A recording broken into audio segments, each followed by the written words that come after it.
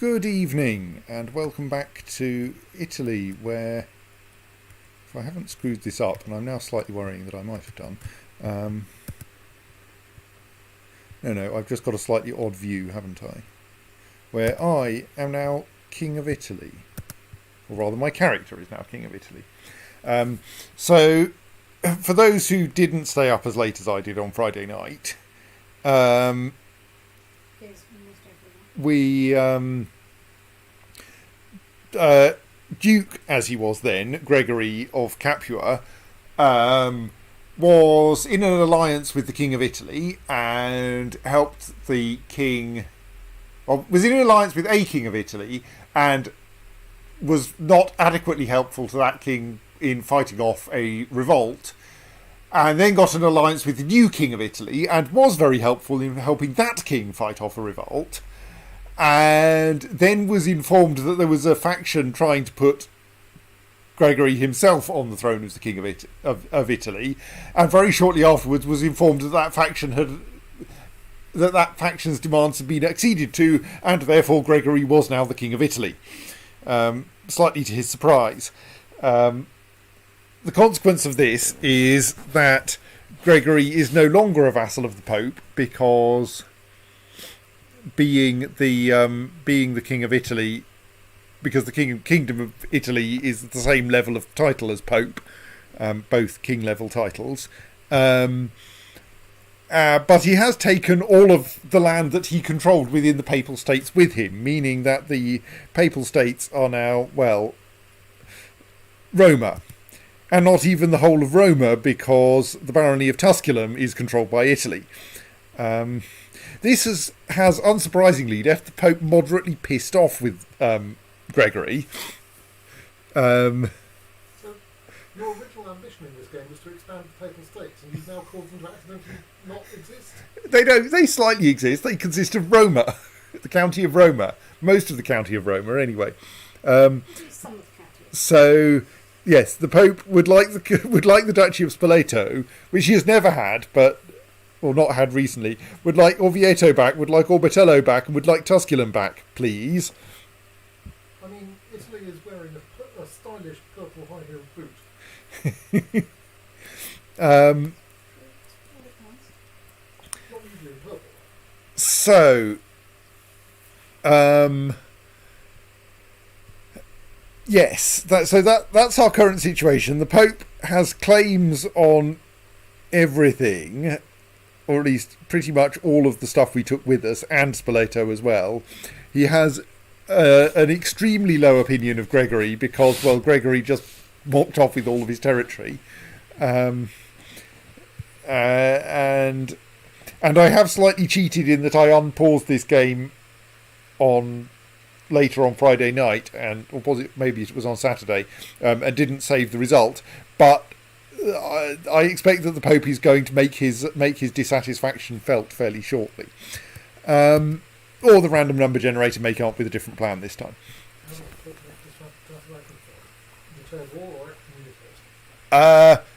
Last time he declared war, but possibly he'll excommunicate me. Who knows? So the good news is we've got some troops under our control. Though not really very many. The bad news is that, yeah, there's a reason why that faction won, and it was because Italy's troops were in general pretty badly depleted.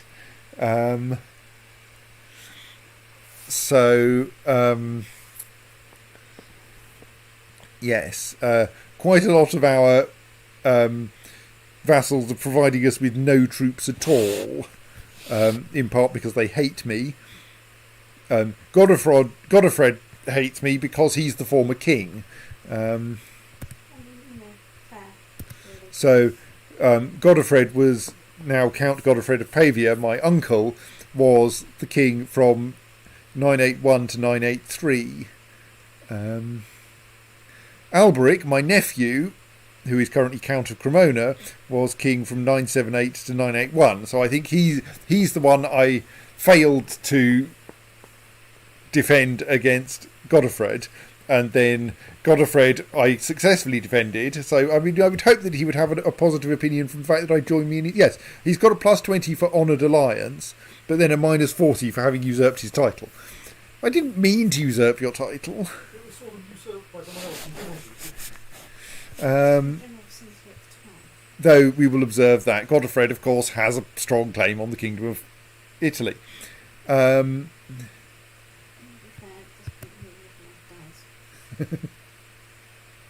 Oh, right, and he's imprisoned Alberic.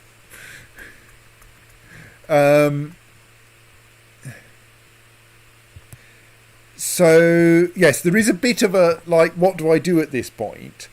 Do I think that Italy is going to be like the Byzantine Empire always seems to be in Verity's games, where being emperor is a strictly temporary affair, that you get to be emperor for a couple of years and then you get kicked out again, and your aim is to embezzle as much from the imperial treasury as you can while you have access to it. Though I don't appear to have any useful kingdom treasury, given I still have 85 gold, which I'm pretty sure is what I had when I arrived. Or do I actually try to organise... or do I actually try to organise Italy into something useful? Because Verity made the suggestion that if I get bored with being a vassal of the Pope, I could try to vassalise the Pope instead. By, for instance, founding the Holy Roman Empire, setting up an anti-pope, and then seizing the papacy off the actual pope. Off the false pope. An anti-pope is what the Pope calls the right word, but a false pope is what the anti-pope calls. Well, I think so, yes. I mean, obviously the anti-pope is a pope, is the pope. They're the legitimate pope, and therefore... Right, but I mean, they each claim that there's no difference between them. You can tell there's a difference between them because they call each other different names. Well, you can also tell the difference between them because only one of them currently controls Roma. Well, or rather, controls the papacy. But in the same way that... Right, I see. So false pope means bastard who's controlling Roma and shouldn't, whereas anti-pope means bastard who wants to control Roma. Yeah. So creating the Holy Roman Empire, being King of Italy is a good start. I think on my start date, I then also need to control Germany, and for my character to be of German or Dutch culture, which is unfortunate because the Di Spoletos are Italian. Another thing is, of course, that when I started this, I observed that my house was the House Di Spoleto, but we didn't control Spoleto because it was part of Italy. Now, of course, I am at the very least the liege of the Duke of Spoleto. But as we will see, this is not as simple as just kicking out the current Duke and seizing the dukedom for myself. So, well, let's investigate that. Here is Duke Salinguerra of Spoleto, currently 13 years old. But I'm not allowed to revoke his title because the Duchy of Spoleto is de jure part of the Papal States, which is part of why the papacy would like it. Or rather, why the Pope would like it. And the Papal States don't currently have a level of Crown authority sufficient to allow me to revoke a title. But pretty much forever, the Pope has been trying to raise the Crown authority in the Papal States high enough to allow title revocation. So possibly I should vote in favour of that law change now that I'm no longer his vassal. Let us bonk the vote in favour of that change of law button and hope for the best, though I don't think I have anything like enough votes to push it over the line. And curiously, the current Duke of Spoleto, for instance, might vote against that. Or rather, might fail to vote in favour of it. So, what other situations do we have? What is the political entity within which these votes take place? It's States. Yes, I mean, yes, I think it's. I don't quite know how how who will be organising a vote among all of the vassals, all of the de jure. I suppose it's that the Pope wishes to claim that he owns the Papal States, owns Spoleto, and thus feels that it is necessary to at least appear to listen to the opinions of the people of the Duke of Spoleto and apparently their liege. Oh no, I'm probably included not actually as a result of Spoleto, but as a result of all the other things I control that the Pope believes he should have. So because I'm Count of, or rather because, oh God, I can't actually. I don't think I directly control anything in the Papal States. So I think I'm merely the liege of people in the Papal States. But let's just have a quick look through my list of titles. Yeah, I mean, that was the thing. Because Capua and Mallorca. It struck me that you stopped being a vassal of the Pope, but somehow were still entitled to vote in this election. I thought. Yes. So. Holding lands within. Yes. I think, though I can't currently work out why he would. I think it should be because I hold land that the Pope, or that traditionally is part of the Papal States, and among other things, this means that the Pope kind of believes he has some right to control it, but in order to demonstrate that right, he should also give me a vote because I hold land that he thinks is part of his realm. There is the slight weirdness that I don't appear to have any actual titles that are de jure vassals of the Papal States, as far as I can see. Because I gave away most of those titles, so I'm merely the liege of people who are... I mean, I don't even directly own the barony of Tusculum, which I did for some time. Precisely because the Papal States... No, sorry... Yes, because the Papal States doesn't have free investiture, and so I didn't really. Those were reasonably good things to give away.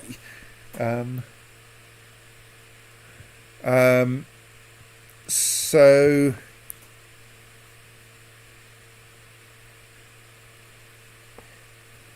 yes, so that's that done. So similarly. The laws of Italy are a bit unfortunate. So curiously, we seem to have imported our agnatic cognatic elective gavelkind that I just established in Capua as the new inheritance law of Italy, which is nice and means I should probably vote for someone as my successor as King of Italy,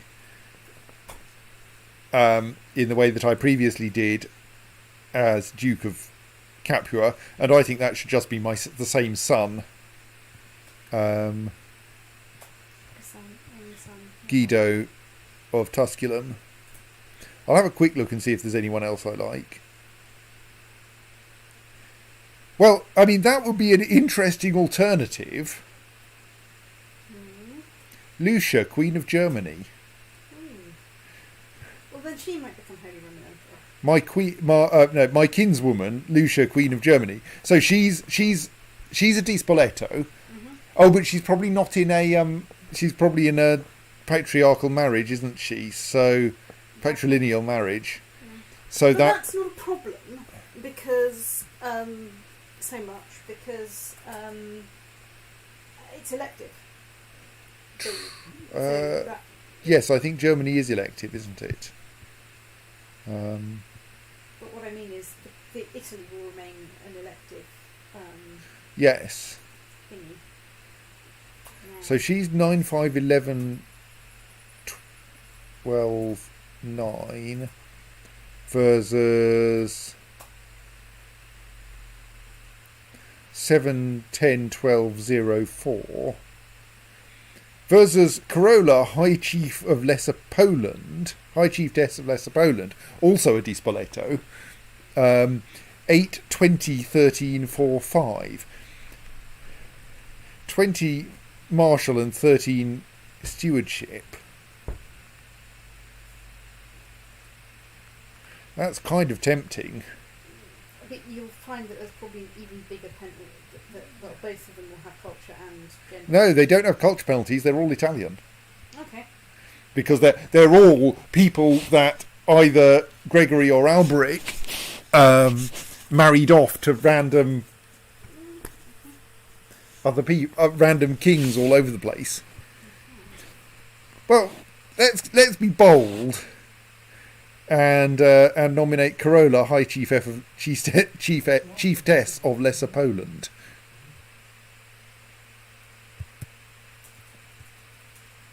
Because that might be amusing if it works.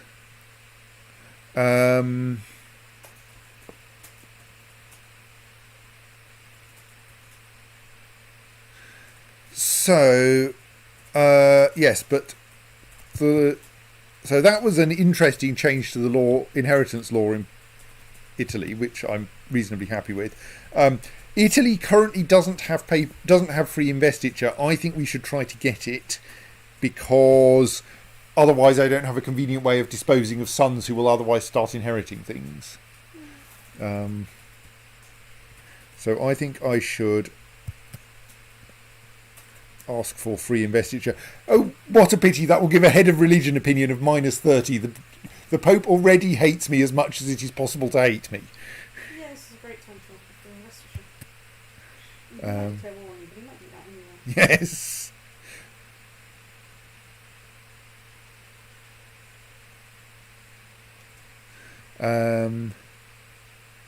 So, yes, given our fairly weak military situation, I think I would also like to get myself an additional alliance, because technically I currently for a very short time have an alliance with Alberic Bosonid, Count of Cremona, but maybe I'll keep that one actually, who is a former king of Italy, but that's not very helpful because he's also my vassal. And I had a quick poke around when in my sneaky look at what's happening run, and I think I remember Bohemia being interesting as an alliance target, cause there is someone there I can get someone married to, as I recall.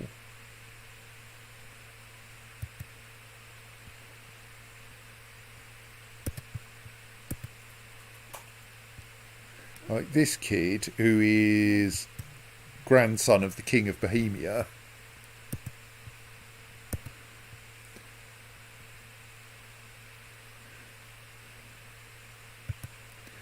Would be quite interested in Eugenia, who rather bizarrely has ended up adopting Anglo-Saxon culture and thus calls herself Eugenia Gregory's daughter.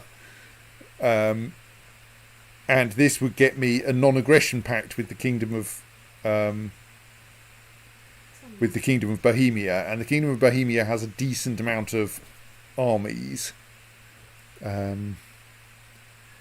So I've still got Arles, and I think that Bohemia would be another good ally, and maybe this will dissuade the Pope from stomping in and trying to take his lands back. So I think I'm going to send that. And there's one more thing I want to reorganise,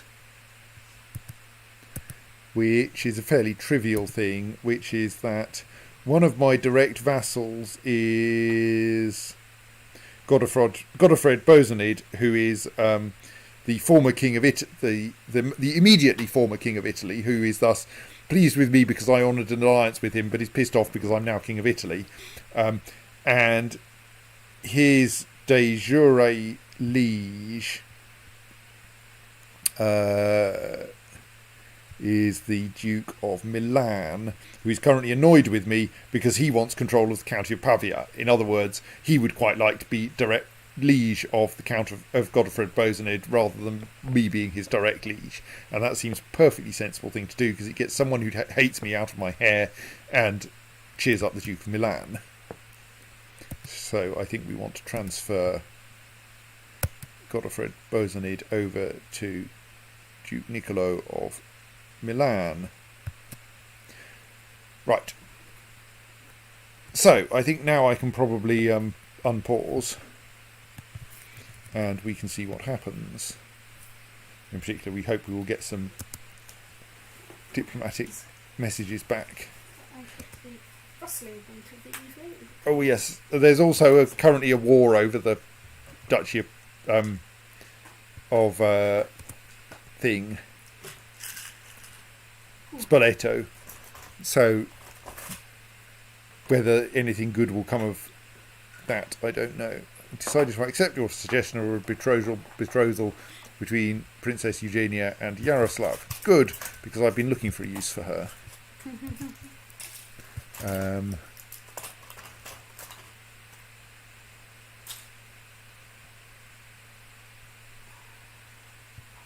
Okay, I should now, maybe I need to unpause for a couple more days.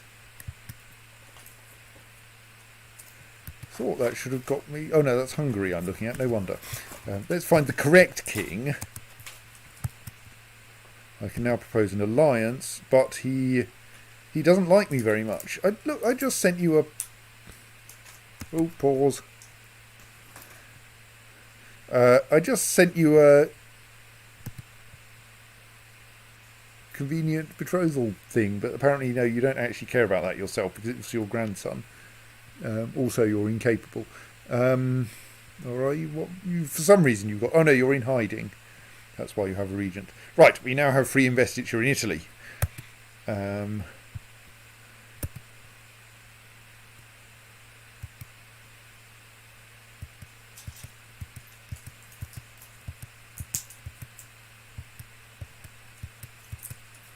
Everyone voted for it.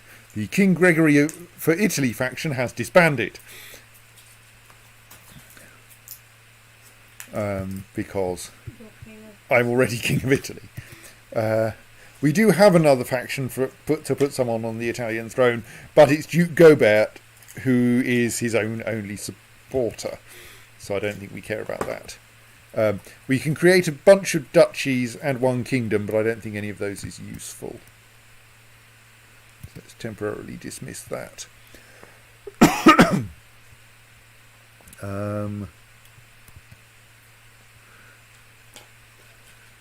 We have 3 people voting in favour of Corolla, and actually the other alternative candidate appears to be Maria, my sister. So, is she any good? Not bad, but I think I prefer Corolla.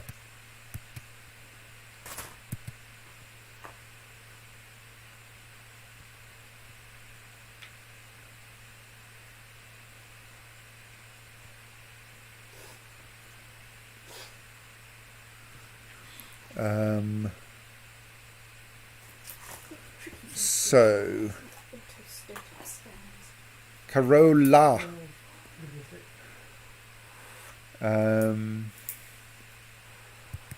So, oh damn it, I had a thought and it's wandered off again. Oh well, one thing I want to do then, now that we have free investiture, is to nominate my various... So, at the moment, he's going to create and inherit the kingdom of Sardinia and Corsica.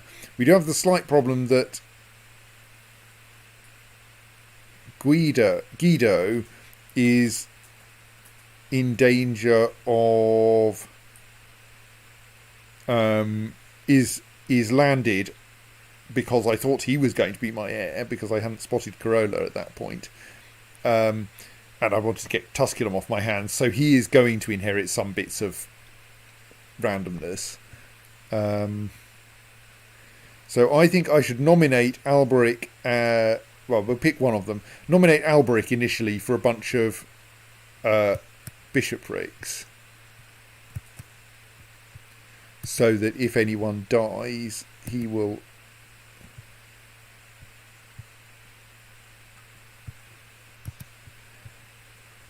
be conveniently disinherited.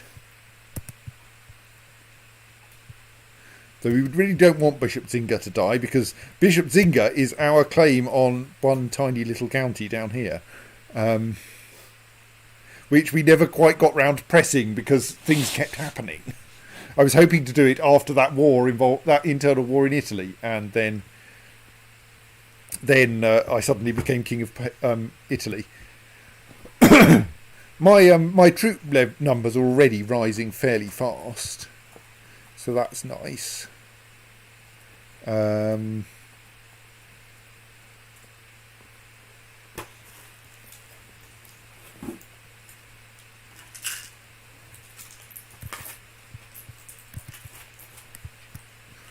So I could. Oh right, he now likes me. Who knows why? Because I've got free investiture. That gave me an extra 10 points of likingness from King Boleslav for some reason. Right, please can we have an alliance, King Boleslav?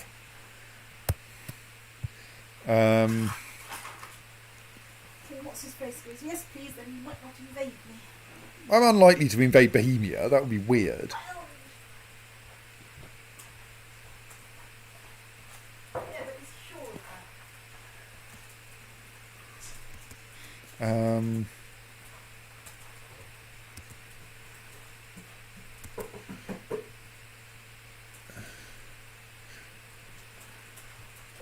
He does have an impressive range of traits.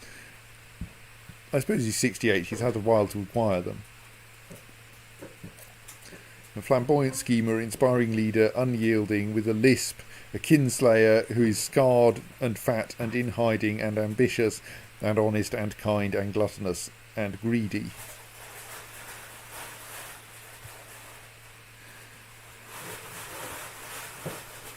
Right.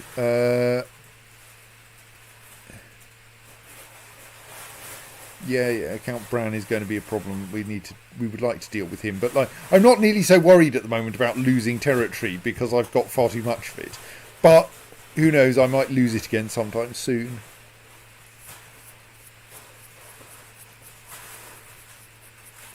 I've stopped causing thunderstorms. Laugh. You're just biding your time.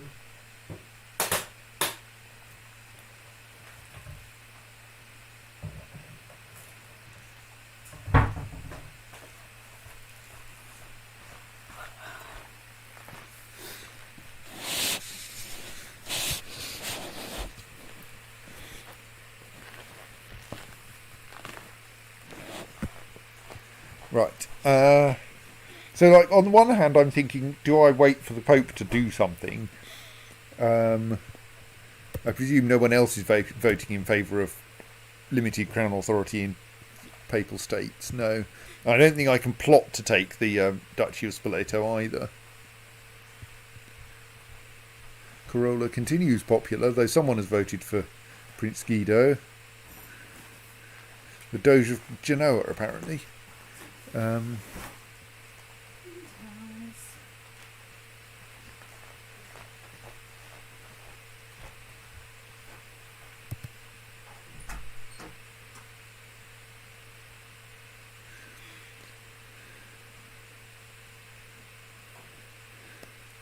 But curiously, the Duke of Spoleto has not voted in favour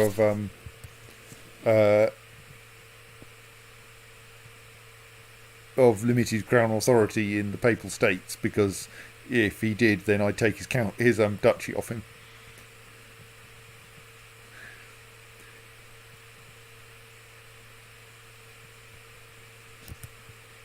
Right. I mean, if nothing is actually happening, maybe I just stomp into Foggia while I can. While I've got all of Italy's armies at my disposal. Now, I should at least wait for that alliance to come through, shouldn't I? Thank you. Italy's army was until someone declares war and ties them all up. Well, yeah, but more importantly, the point is I might lose the kingdom at some point. So let's take advantage of having all of Italy's armies at my disposal, even if there aren't very many of them, and quickly swipe Foggia.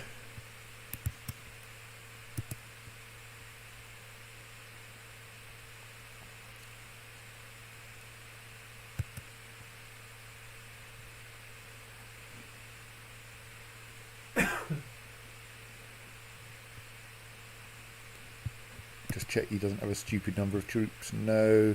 Check that his alliance doesn't have a stupid number of troops. Surprisingly many, but no. I don't think I even need to bring any of my allies into that one.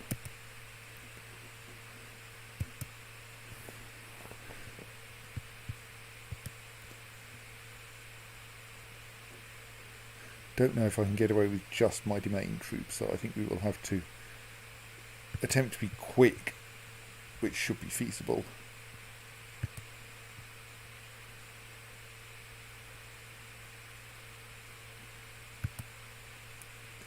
Okay, my liege levies may not be that great.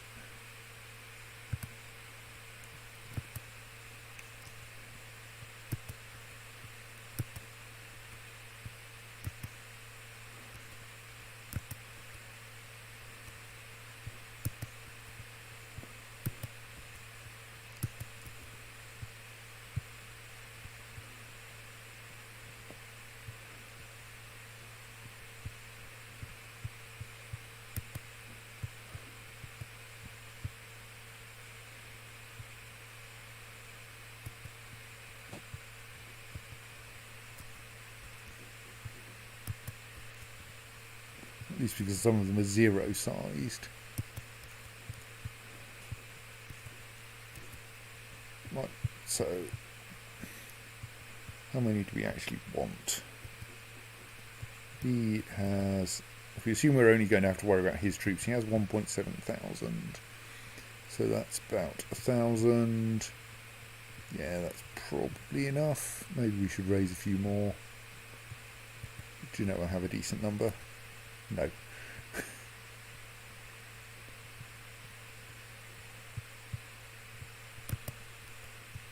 Oh, that's a lot. Right, well that'll do. Indeed, I think that thus we should dismiss some of the smaller ones to avoid annoying vassals. Thank you, Simon. That one should go as well.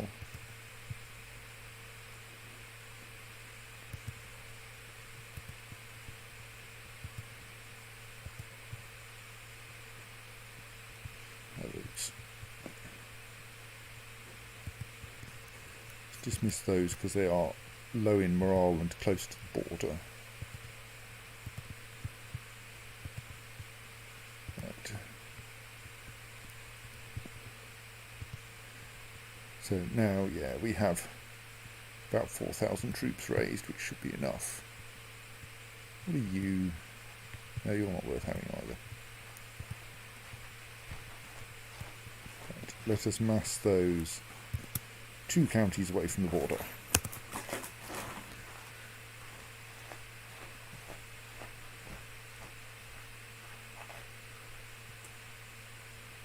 Even if the church frowns upon jugglers and calls them gleemen, I enjoy... Oh yes, I'm still holding a summer fair, which I started before I got this kingdom.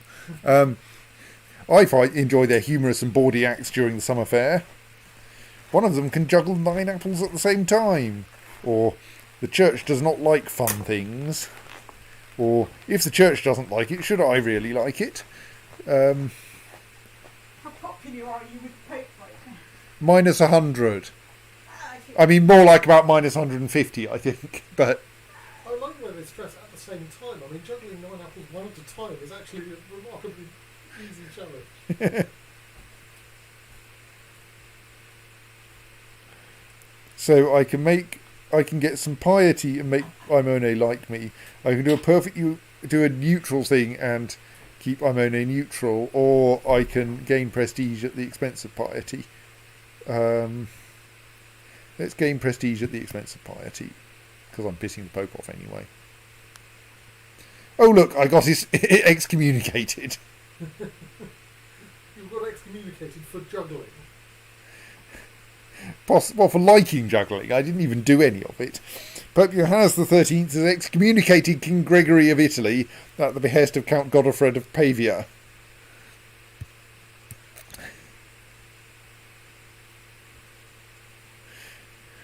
Well, maybe I do need my own anti-pope then, because conveniently I have free investiture now.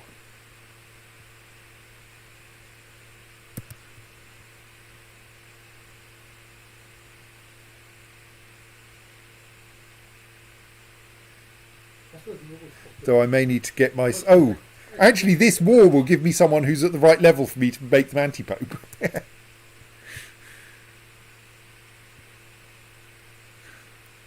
Well, that was a briefly fun summer fair.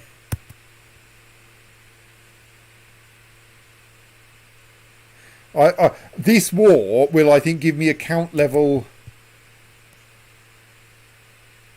Ooh, I could use the Latium from the Pope. That would annoy the Pope. Not sure I want to. I mean, just because he's excommunicated you, he might still declare war on you as well. Yes. But if I raise an anti-pope, then I can get my anti-pope to bring me back into communion with what I insist is the one true church. Right.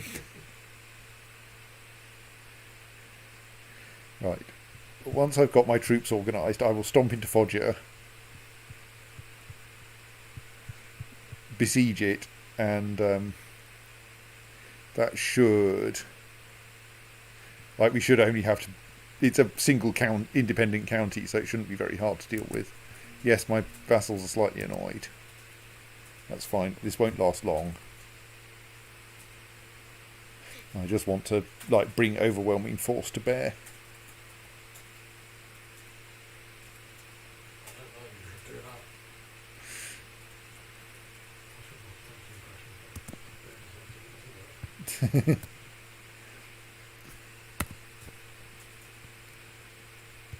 Oh, I may need to organise my...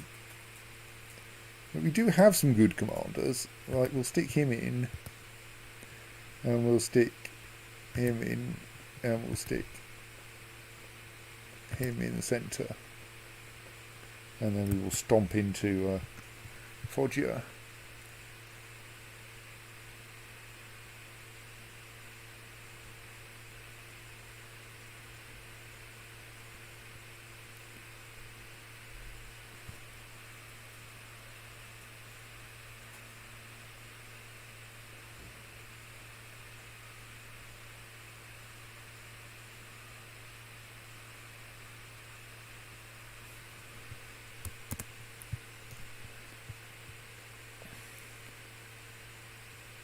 Still, my income is pretty decent. I'm now no longer horribly poor. Right, he has finally called in his ally. However, his ally is going to take a little while to arrive, owing to being over on Sardinia. Oh, he's just going to sit down and besiege some of my territory on Sardinia. Well, that's probably not going to help. Not that much would help. So Someone sits down and starts besieging your territory.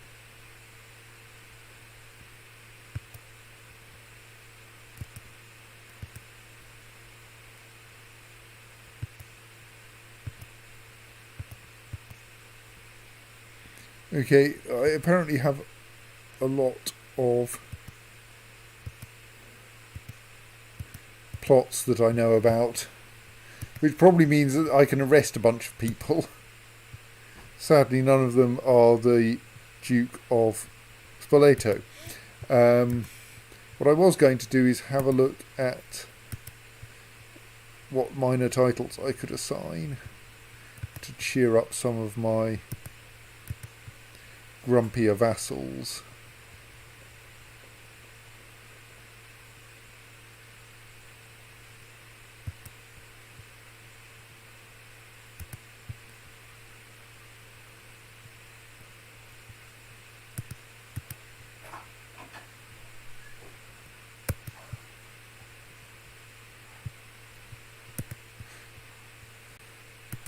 There's been a ship collapse. Yes.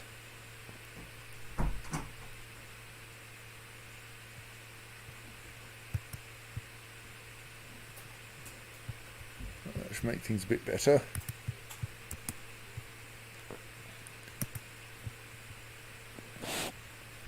Okay, this is a pretty decent castle, it looks like.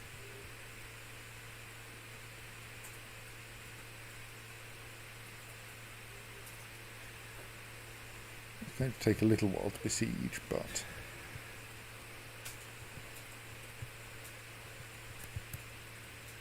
Right, he's not going to take very long to push that one over.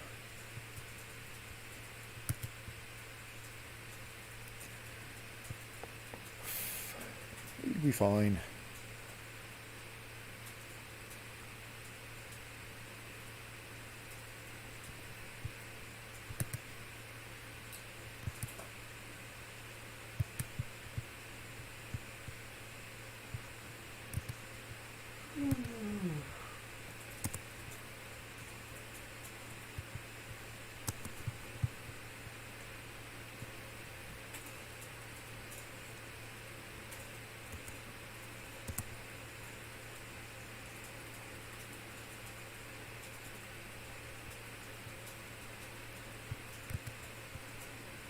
Right, halfway through the siege.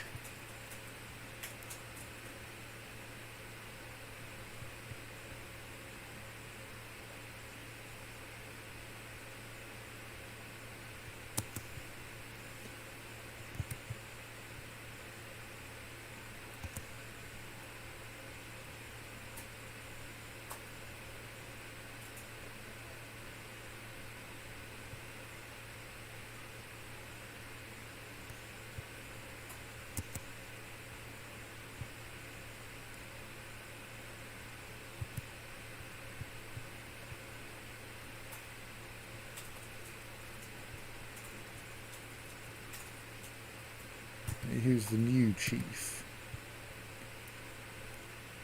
He is also heir to the county of Chieti as expected. But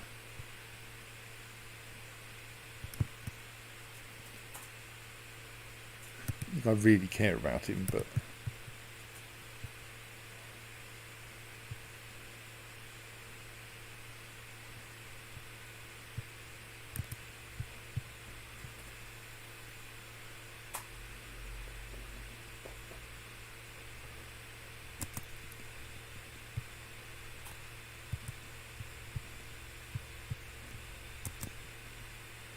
Civitar are doing a surprisingly good job of hurting the besieging army.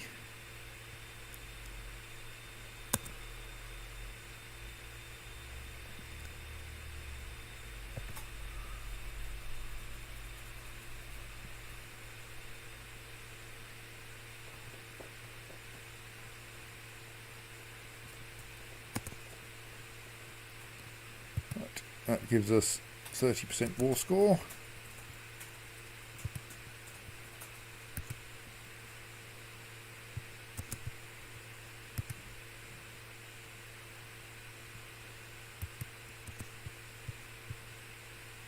Don't know that I really need to be paying close attention to my vassals now that we're in a completely different organisational structure, but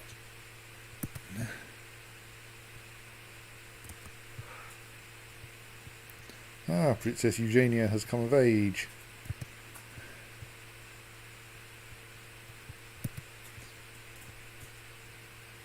On pause, she'll actually get her stats.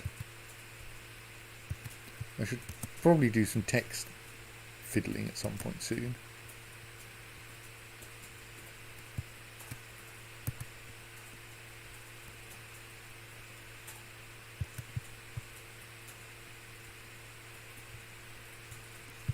So he's only 7, so it's going to be a little while before she actually gets sent off to Bohemia.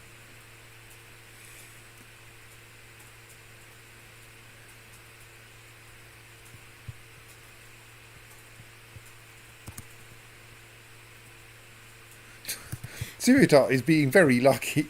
They're down to 1,800 troops.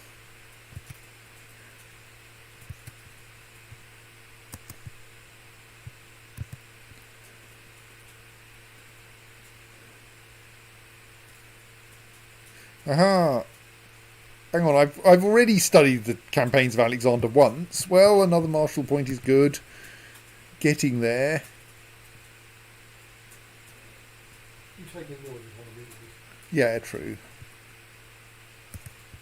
95% more score. You notice different things on the league that weren't the things you noticed the first time Oh, we have an offer of peace.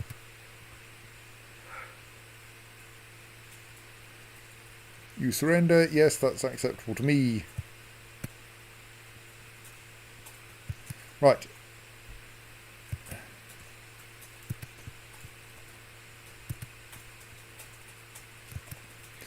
So now Foggia is under Italian control, which has the entertaining consequence that one of my vassals is now the Prince Bishop of Foggia. Foggia, Foggia. I think that's how it should be pronounced, roughly.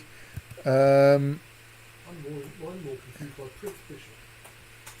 This is going to be something that can move diagonally, but also a small distance in one horizontal direction.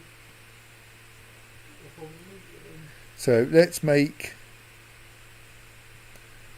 Prince Alberic. Let's nominate Prince Alberic as the next Prince Bishop of Foggia.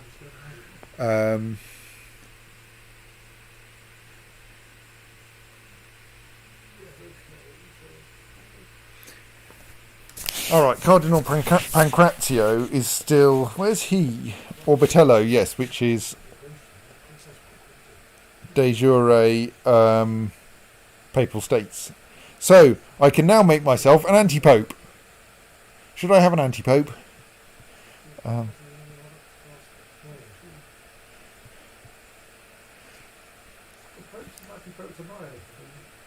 Not usually, no.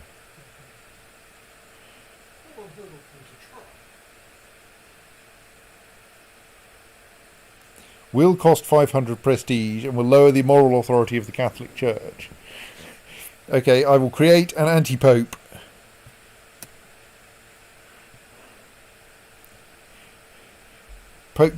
King Gregory the Thin-Minded has set up Pope Zinger as an anti-pope named... Sadly, he stops calling himself Zinger and calls himself Innocentius II. I mean, in a contest between two popes, obviously the one called Zinger would win, But Johannes versus Innocentia? jettisoning the good name, I mean, what's the point of that?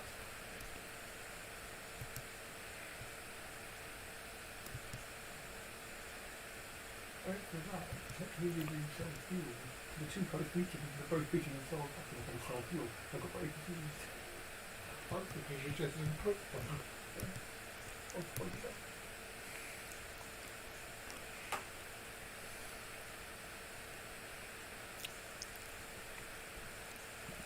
Yeah. So we do have a bit of a faction for Gavelkind succession. Possibly not helped by the fact that the current heir is a woman.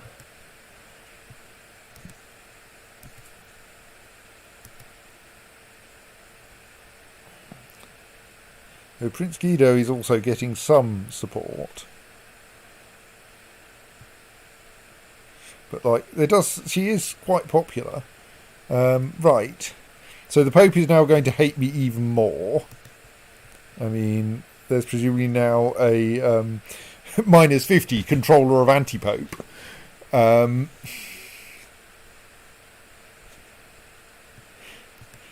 So I don't know that there's much benefit in... What? The following titles can be usurped. Papal States. I mean, that's kind of fiddly, because that's... What? Oh, does that will then become... Romagna? Right, yes.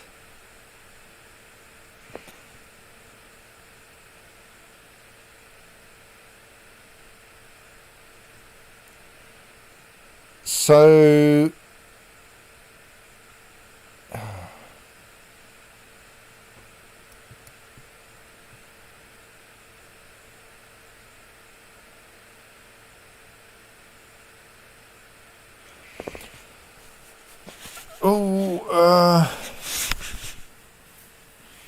So that doesn't usurp the papacy.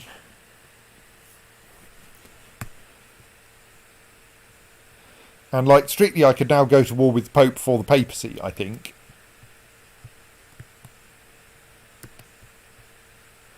But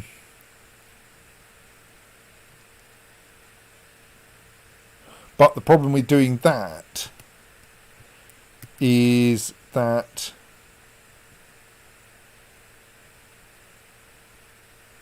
so I'm not now excommunicated, I think, yes.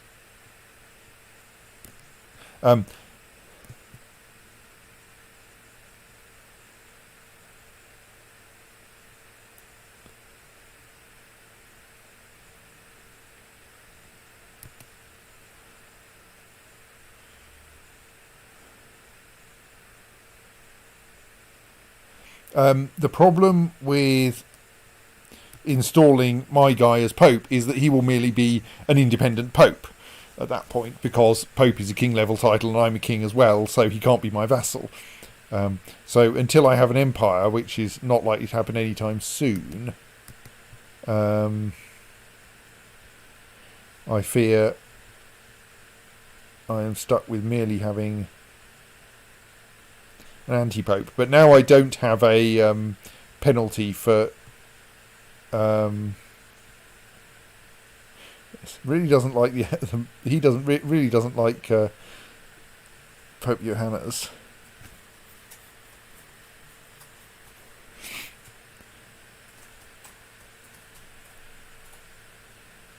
That, like, everyone's opinion of me should have improved a bit because I'm no longer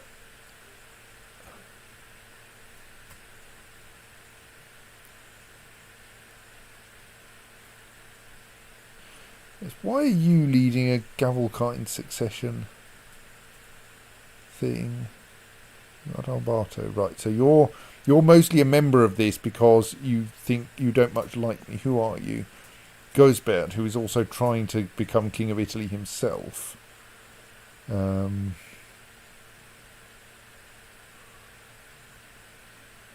I should promote you to Seneschal, which I think is a +10 post.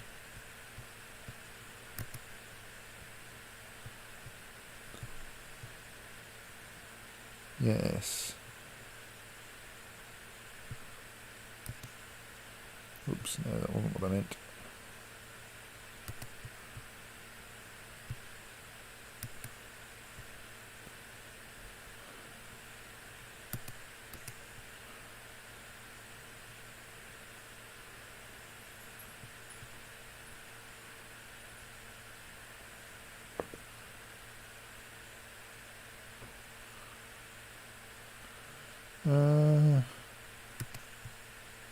Why can't I?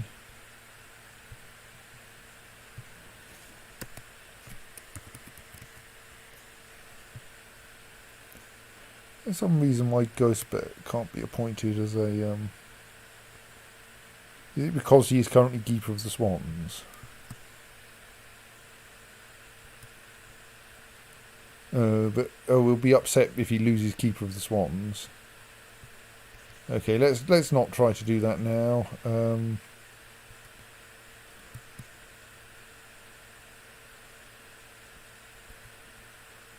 would be rather an expensive gift.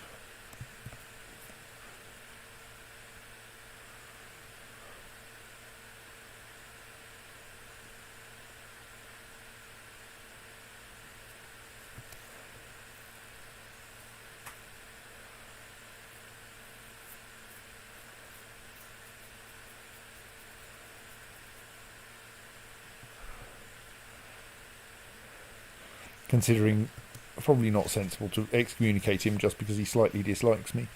I think I'm going to assume that the that faction is not actually a very useful one.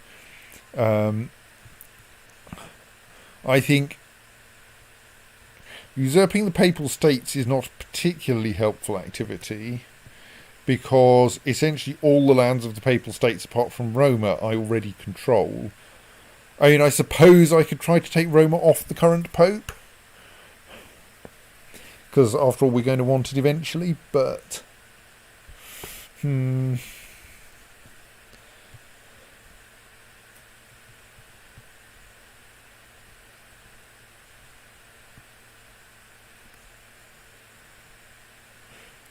if I usurped, I suppose I could, if I usurp the Prince Archbishopric, that has the advantage, which is essentially the Duchy of Latium, then that contains Roma, but doesn't give me a second kingdom title.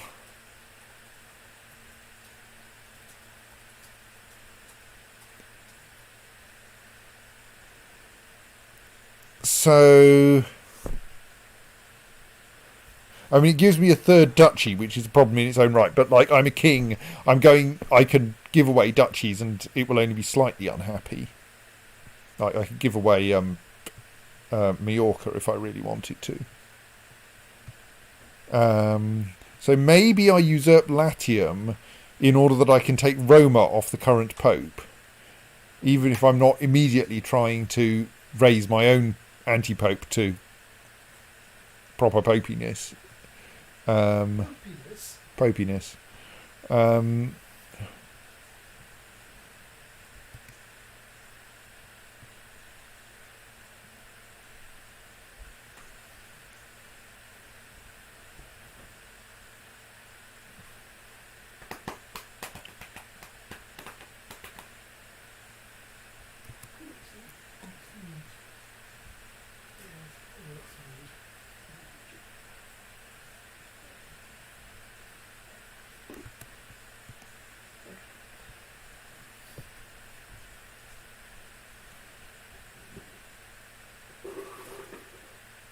This will get me back some of the prestige that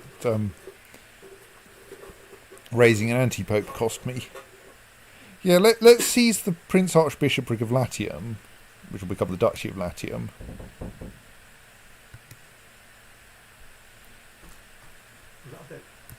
Yes. And then I can claim Roma off the Pope. Now, the Pope does have some troops, and he has not just those 2,000 of his own, but also whatever the Papal Guard has, which I can't immediately see, because they're a kind of mercenary company. Am I actually able to see them under mercenaries? Because like the Scholae Palatinae appear under mercenaries.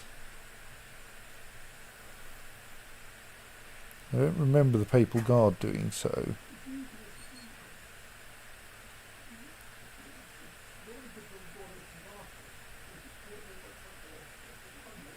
Don't seem to. So he would get a fair number of extra troops from them. I don't know precisely how many. But like, this seems like a good plan. If we're going to annoy the Pope, let's annoy the Pope hard.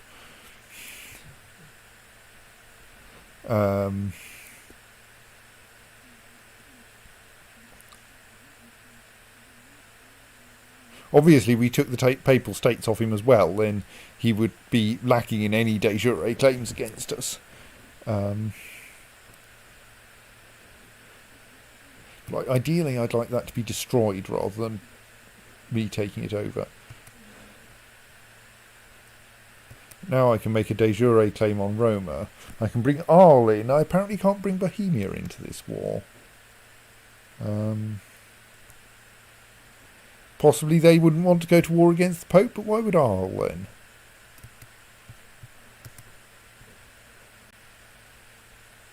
Because the King of Arles still believes in Pope Johannes the 13th. I'll have a reasonable number of troops at the moment. Arles has 2,000. I currently have 5,800. I'm still... That will build up quite a bit, won't it? I'm inclined actually... I'll leave going to war against the Pope for a short while. Let my levies assemble themselves. I don't really care about you. I'm not in any imminent danger of invading you.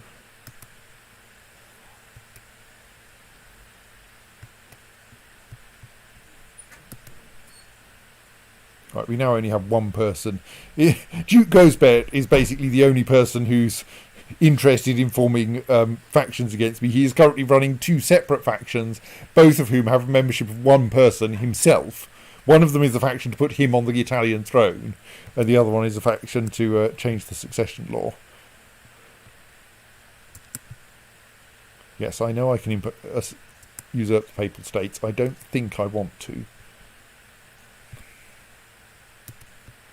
Let's look at the technology situation. So I have far too many cultural technology points.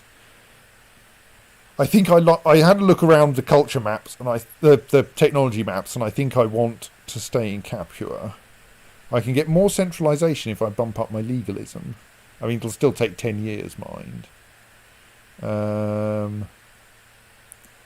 I could get another level of Majesty, which would reduce my short rain penalty, which would be nice in the short term at least.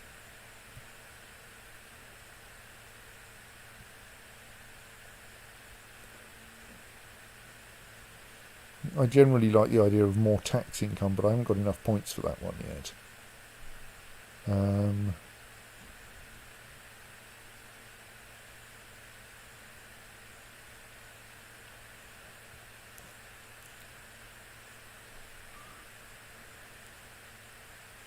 Yeah, let's boost Majesty, and we'll think about boosting legalism shortly.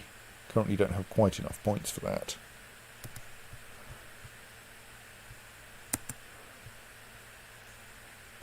But a boost to Majesty will improve everyone's opinion of me.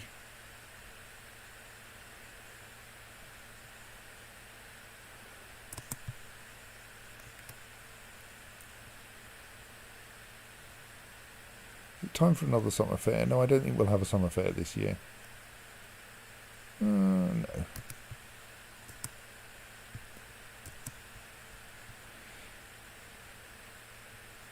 Okay.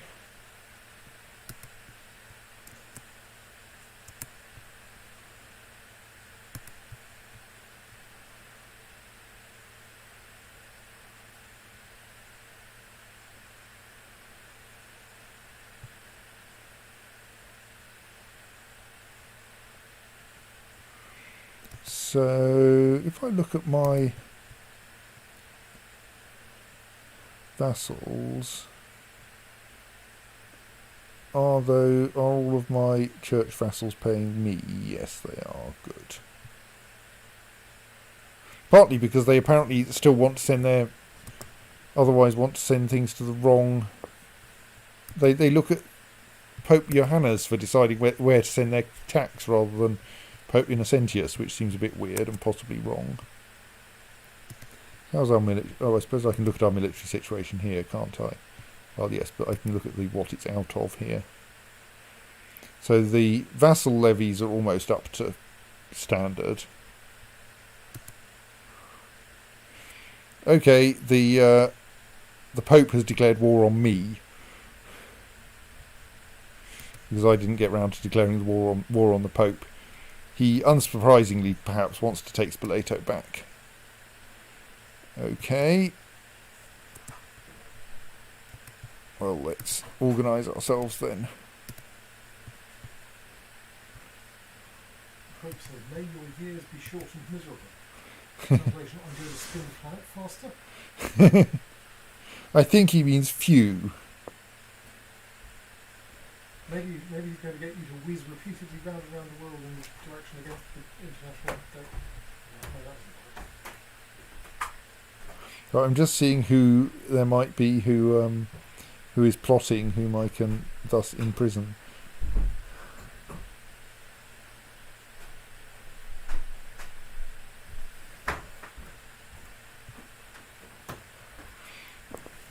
Not anyone I think I want to imprison yet. Right, so what's going on with this war then? The Pope currently has 6,000... Pope, you have 6.66 thousand troops. Are you sure you're not an anti-Pope?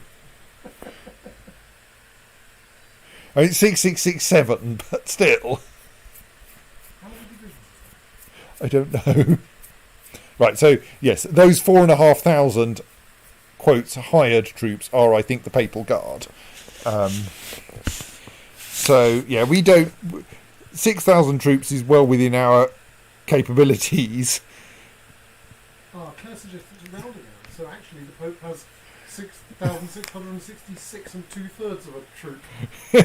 Yes. Someone has a nasty injury in the last war. So we have more troops than that, even though our domain troops are still very depleted.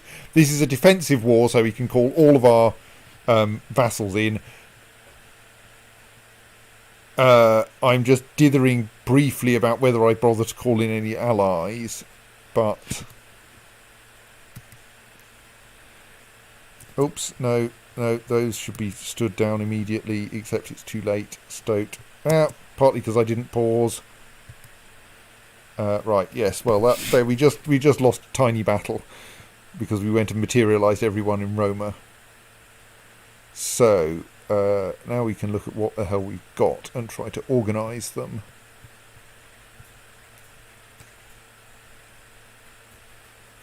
Let's get a couple of doors down the coast.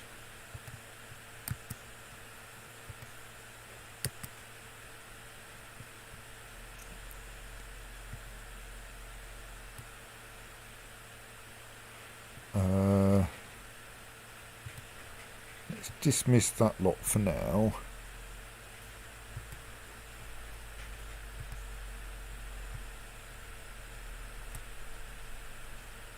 Dismiss Foggia as well. We'll bring up that lot later once there aren't so many enemy armies in the way. This lot, I think, can head over to Orbitello quickly. Actually, maybe no. I think I can probably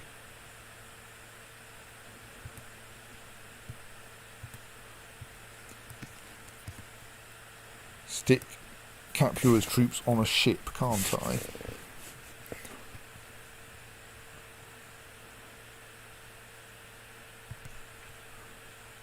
Pinckney's had a point, of course. That 2/3 of a troop is the result of the Pope having divisions. Thank you, yes. Right, let's just... If we raise troops near the Pope and then send them off by sea, they will be fine.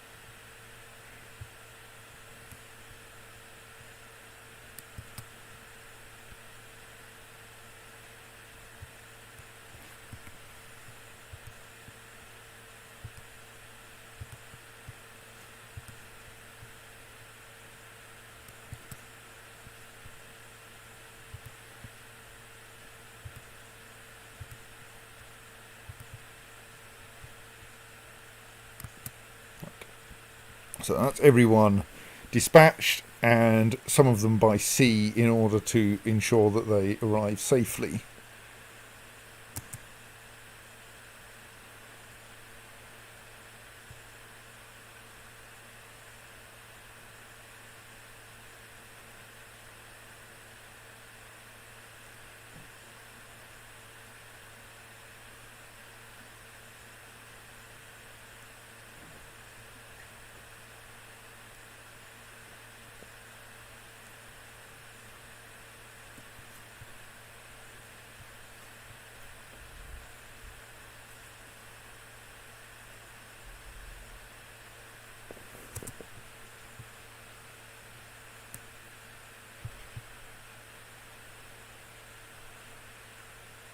We can now dismiss all the fleets because there is no one on board them.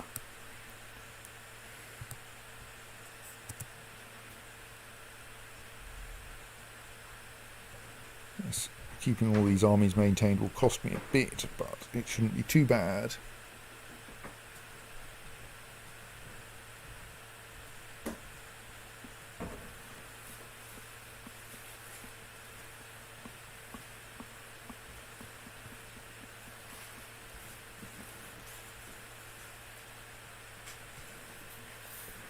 Presume everywhere down here has a thank you. I don't think that's very helpful to do at this moment.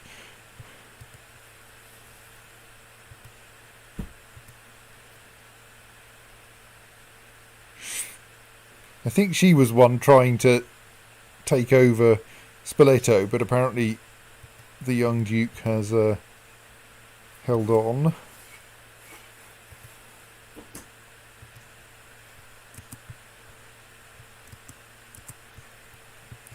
Let's just check the supply limits down here. Yeah, that's not going to be a problem.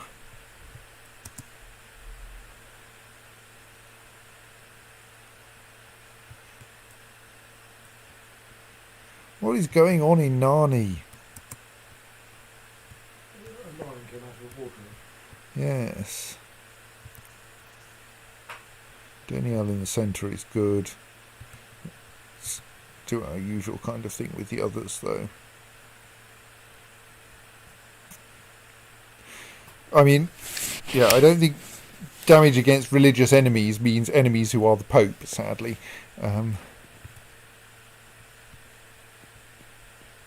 Right. You say you had some weapon that grants bonus damage against religious enemies. One of my commanders is a holy warrior. Does say actually hesitates against those of the same faith, but I don't know that he's that bad in those circumstances, and he is a pretty decent warrior in general. So the same faith is a very neutral feast anyway. Yeah, I mean, we have after all declared that this man is not actually the Pope. So I think my 8,000 troops against his 6,600 with my really solid commanders in plains should prevail, albeit rather messily. Are we going to do this? Yes, let's do this.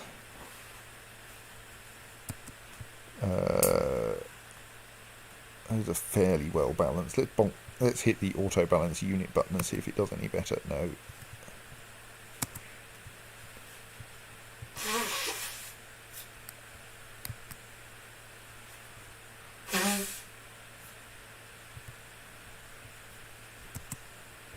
Good night. My son Alberic has been reduced in such a miserable state, lying every day in his bed, starved and sobbing. It has become really hard for anyone to go against the few wishes that he has left in his skeletal body. Who could hate such a pitiful creature? He has apparently found a means of curing his depression somehow. Well, we'll see.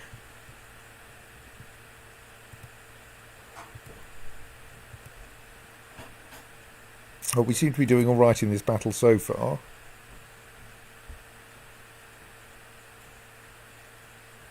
Partly because the Pope's commanders are terrible.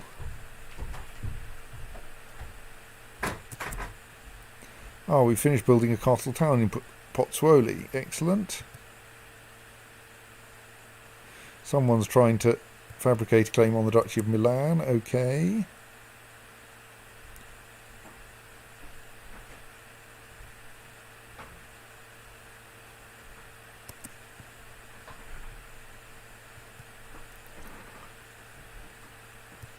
Well, I have no idea who Catherine Gerulfing is.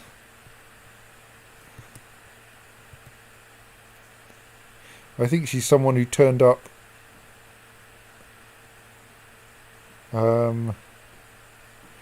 with presumably Count Radbod and or maybe with her previous husband Arnold. Yes, Arnold was my was a commander of mine. Yes. Especially if you're offering me 208 gold, I'll certainly take that.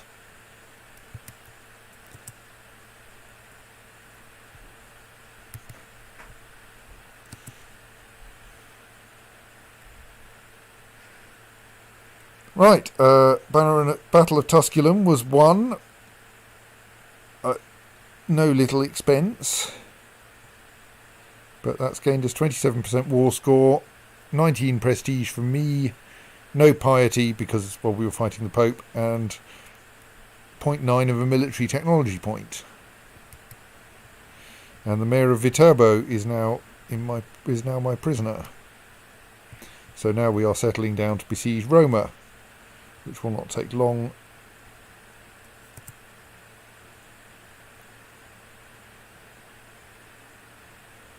Especially because we have a siege engineer.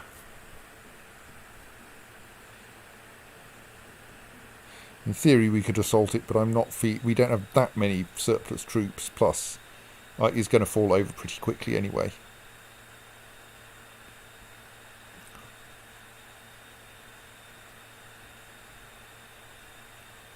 Our siege leader is a times 1.82, which is quite nice.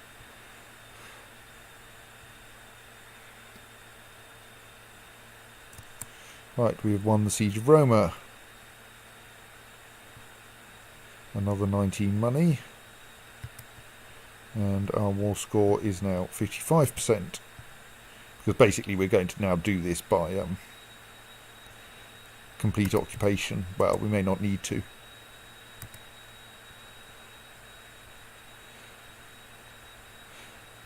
Viterbo is conveniently a city, so that won't take very long.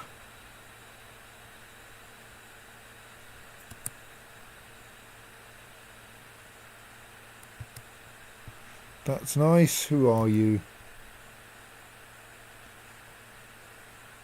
Are you just someone I'm accidentally watching? Oh no, you are one of my courtiers. I don't think you're of any significance. You've got a good name.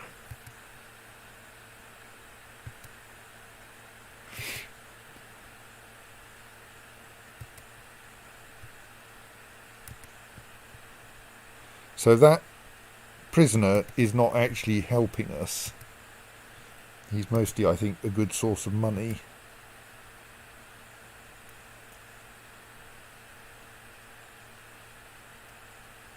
He gives us no war score, so we may as well ransom him back to himself.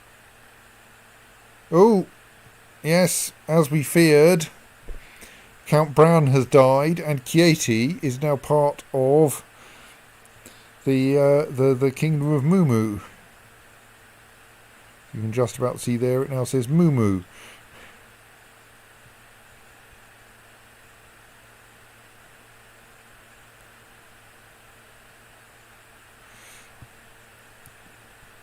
Because I accidentally appointed someone who, as Count there, who was like some incredibly distant relative of... That means I need a new Chancellor, doesn't it?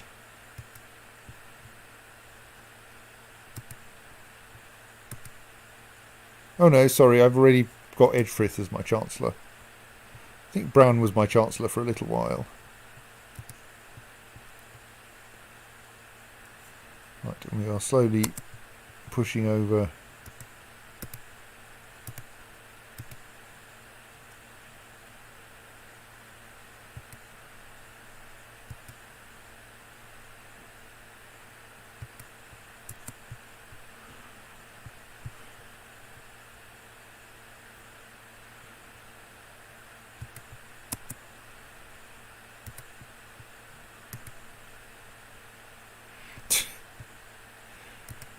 Really, you're not going to win this war, Mr. Pope. I mean, yes, sieging Tivoli is going to take us a little while, but that may not matter because we'll be getting ticking war score from the places we do occupy.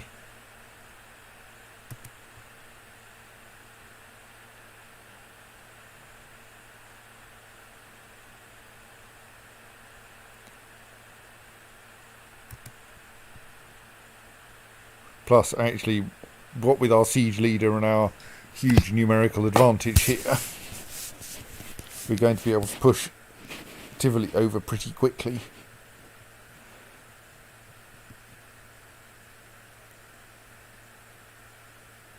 I mean, this is... Yes, I'm now going... Do I try to engage... Well, as I kind of would like to leave the Pope with a very diminished army, so that then if I go on an offensive war against him, which I think I'll be able to after the end of this one, I'll be able to win fairly comprehensively.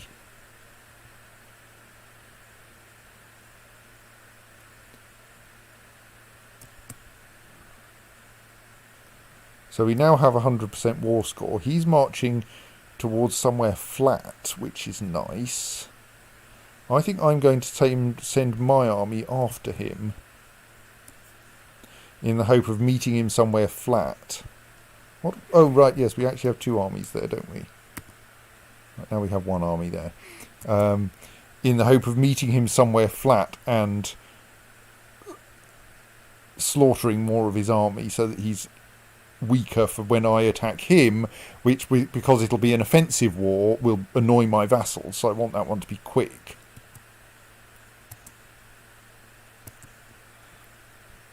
So meanwhile, we've got quite a lot of money now.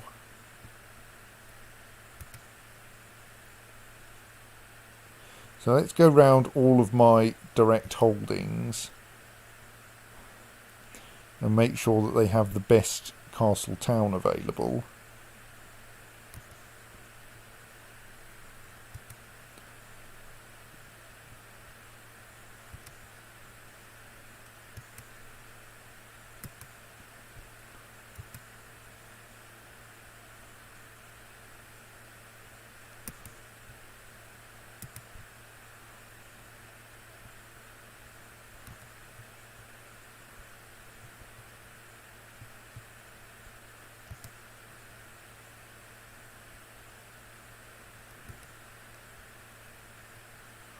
So I've done those.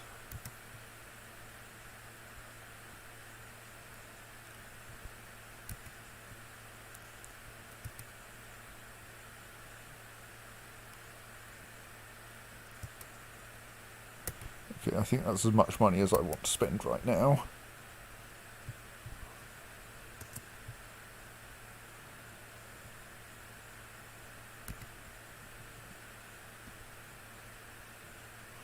That's planes.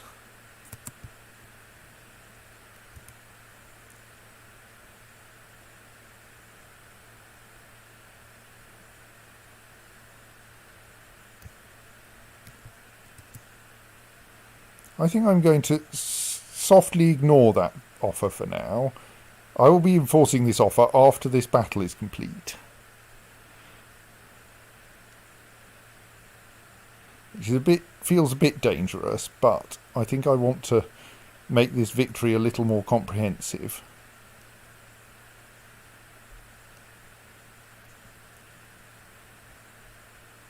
What? I don't remember asking you to do that. Benevento. Oh yes, well, yeah, go on, let's have a claim on Benevento, why not?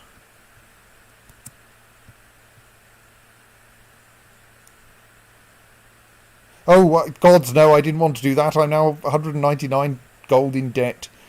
Well, that's fine. As soon as we've won this battle, I will retrieve that from the Pope. Well, the false Pope.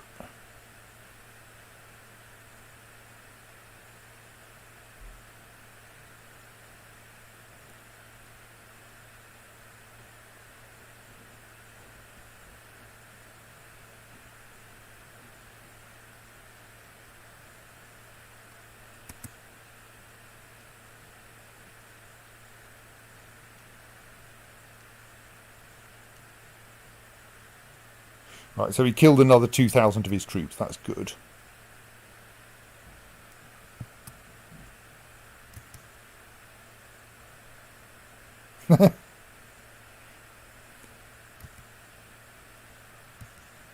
So now I think we will accept the Pope's surrender.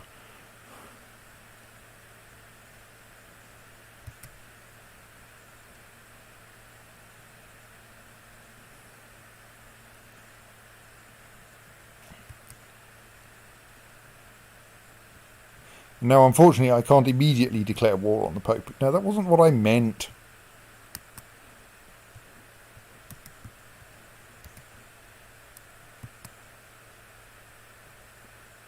Because I still have army levies raised.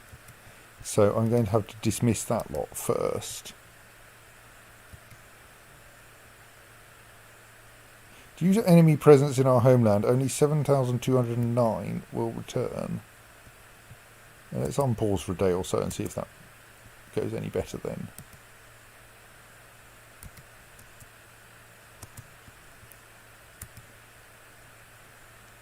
We're not in a war.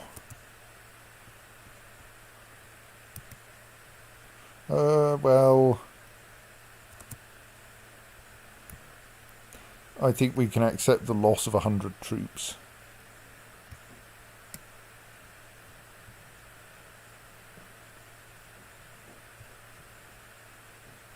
Right, so now the Pope's levies are severely depleted. So I think now it's time to take Roma off him.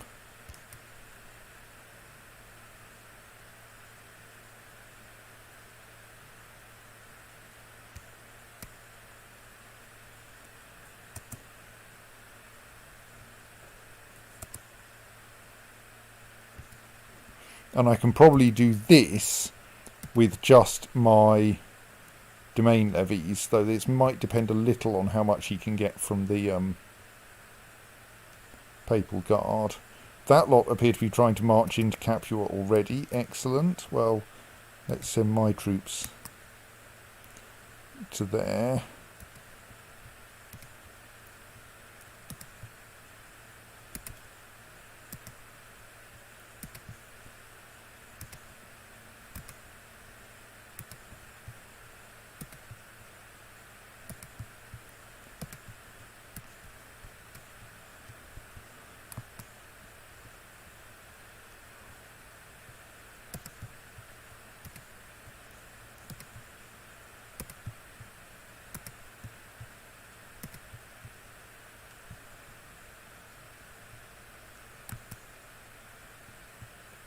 So I would expect the Pope to be raising what's left of the Papal Guard. He hasn't done so yet. Let's pay close attention.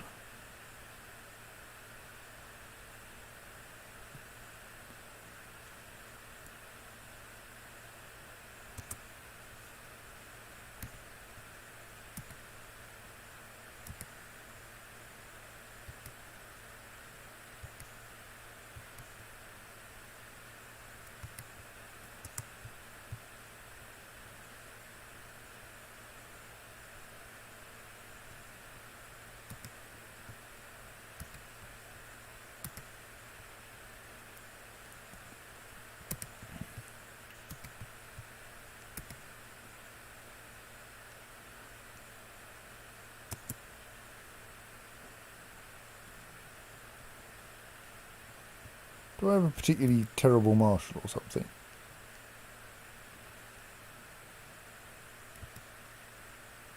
I mean, he does appear to have 24 marshal now. I don't think I had any particular reason for one marshal rather than the other, so...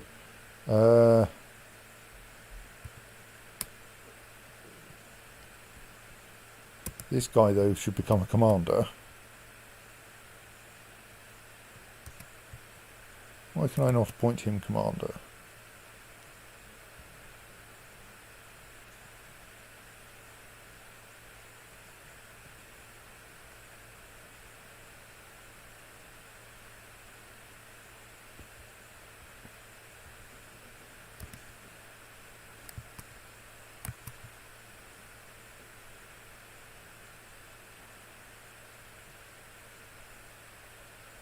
Oh right, I apparently don't have an available commander slot. That's odd, I thought I'd just appointed one of my commanders. Oh well. Imono I had a good reason for keeping it as a commander. Prince Julian, what the hell? Indeed, in general, what the hell are my commanders doing?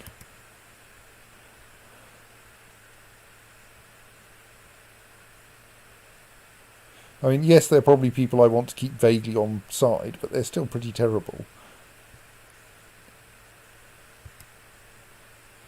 Sorry, I do at least need some good commanders, so you are joining up as a commander.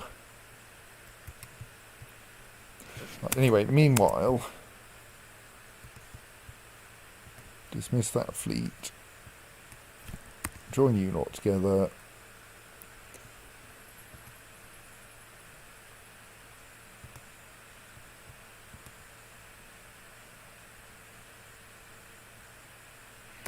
assemble my usual squad of commanders and march them into Roma.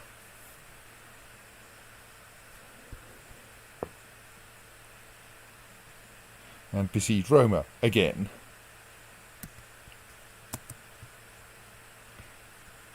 This should not be so hard because someone's been knocking all of Roma down once already.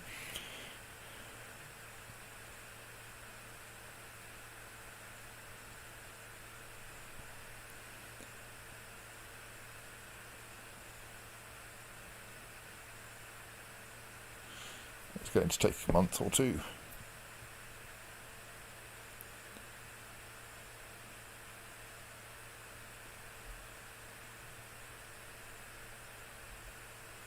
You can see some of these are very depleted already.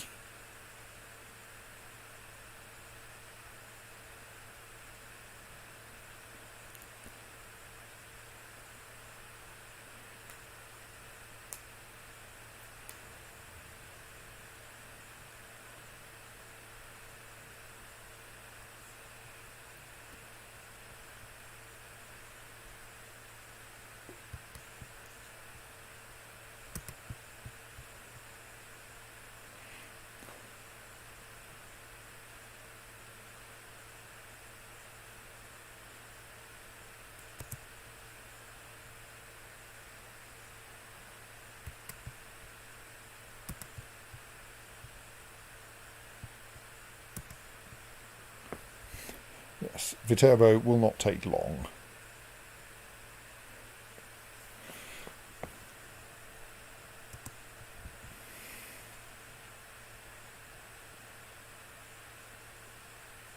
Like, I'm not in a desperate hurry to do this even. My expense is keeping this army up and not very much. It's entirely my army, so no one's being annoyed by it.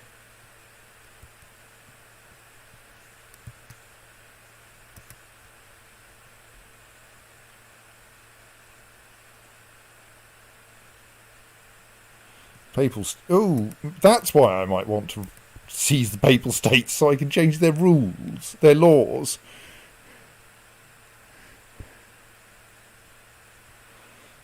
But I still don't really want to have a second kingdom. I'd prefer not to have... I mean, perhaps actually that won't be an issue anyway. Let's have a look once we've finished this war.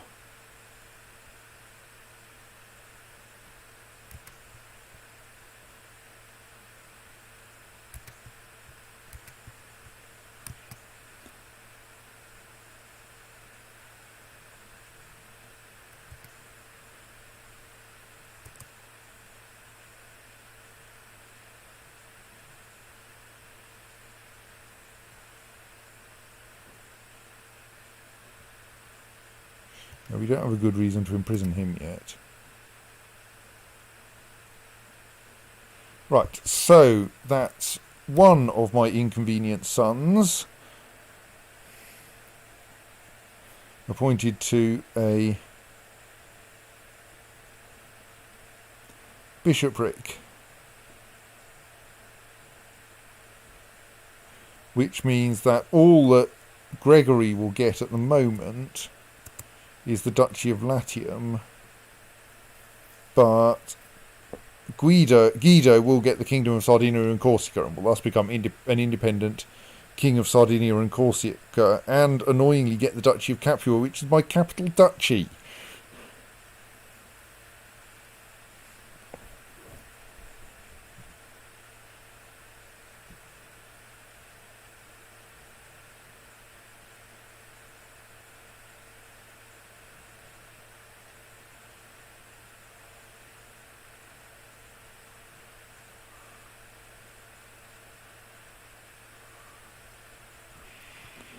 So, yeah, I can't really do much about Guido except by murdering him, which would be a bit out of character. Let's nominate Gregory for some bishoprics.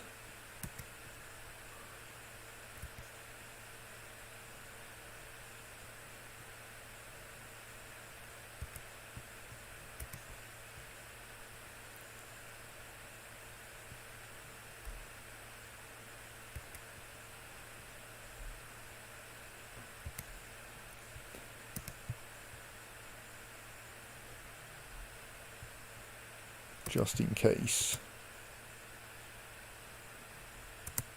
That should surely vanish now. Bishopric of Posada.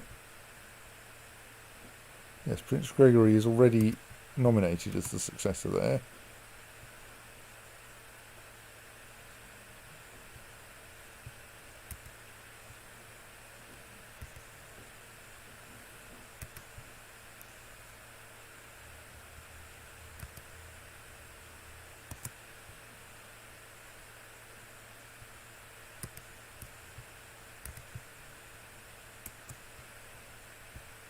Well, if you're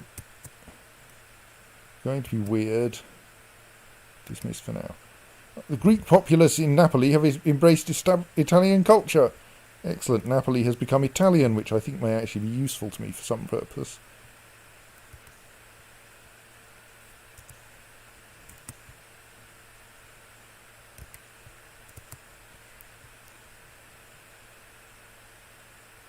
The Pope's troops are just stomping around all over the place in an unhelpful fashion.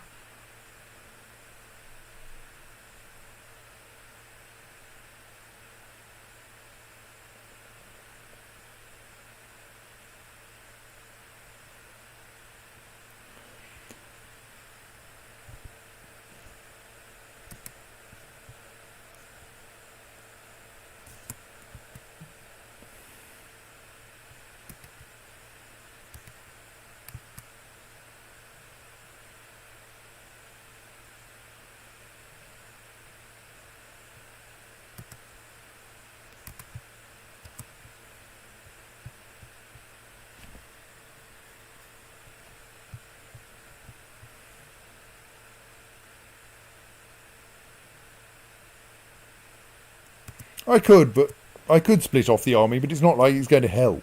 There are only 110 troops. I won't get much war score for that.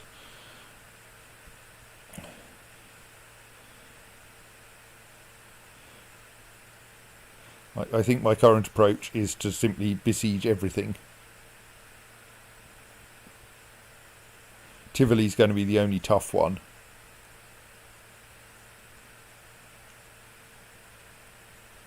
And once we've got that, those two will be relative pushovers, because they're brand new churches and aren't adequately fortified yet.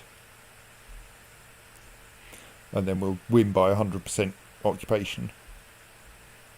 I suppose, given that their own, yeah, maybe it's worth it because I will actually get a decent amount of war score, because that's all the troops the Pope has.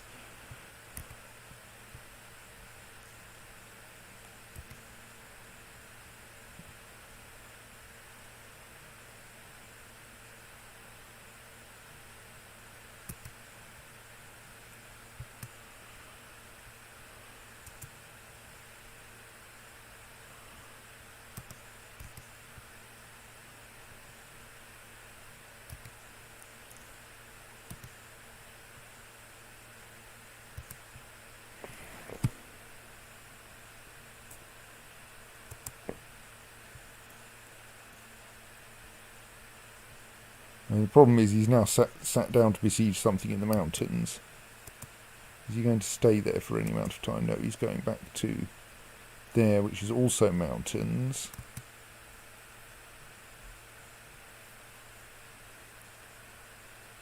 Oh, sod it, let's just hit him.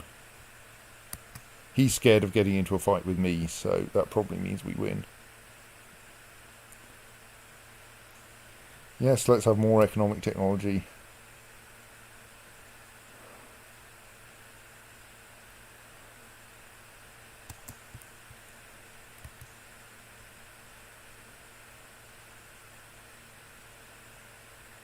Yes, we accept your surrender, Pope. Splonge. Right. King Gregory the Thin-Minded has usurped the title Barony of Tivoli from Pope Johannes. Ditto Bishopric of Ostia, County of Roma. And the war has finished. I've won. Though Pope Johannes XIII fought long and hard for his lands in the Italian peninsula, he has finally had to give up. With the losses, he has also had to relinquish all their old claims to the Roman lands stretching throughout the peninsula. Without the papal influence throughout the peninsula, new conquerors and nobles will certainly try to fill the void left by the Holy See. Well, actually, I'm kind of planning just to establish my own Holy See. The rulers and city-states throughout the lands embrace, I think you mean brace, for conflicts that are sure to come. Interesting. So, let us investigate where we are now. Pope Johannes is Pope. He controls the papacy. He is still residing in Roma for now. It looks like he still has claims on everything, but maybe those claims will vanish based on that message.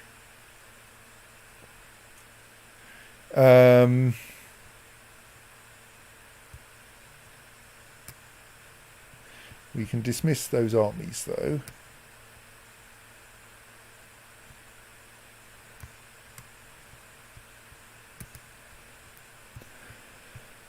So, I am now Bishop of Ostia, which is obviously not very appropriate.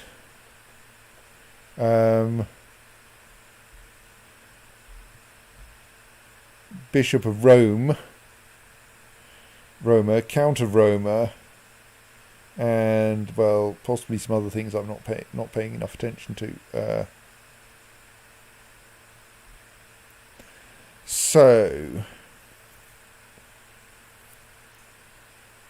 And I own the Apostolic Palace, which has almost finished being upgraded to its highest possible level.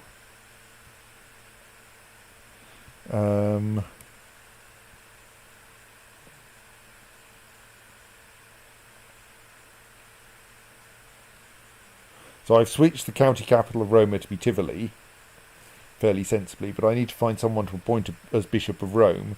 So, like, arguably that should probably be my anti-pope. I have far too much domain. What time is it? It's 11:30, which is slightly earlier than I'd usually stop, but I think I don't want to try to fully organise this tonight.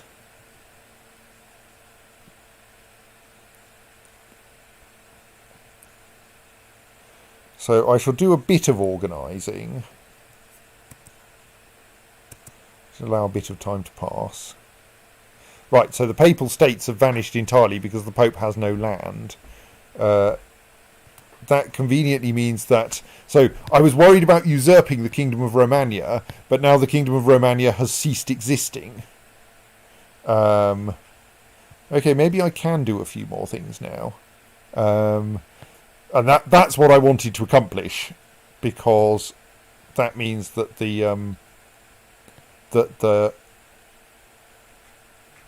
that in particular it can't have any laws, which means that the Duke of Spoleto I can now... No, I can't. Oh, what's our realm law then? Well, our Crown Authority is minimum 2. Well, we'll have to wait a bit, and then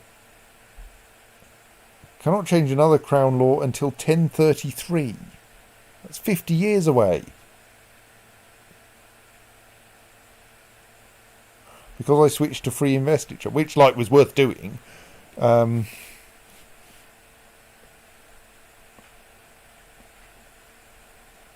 not going to live 50 years.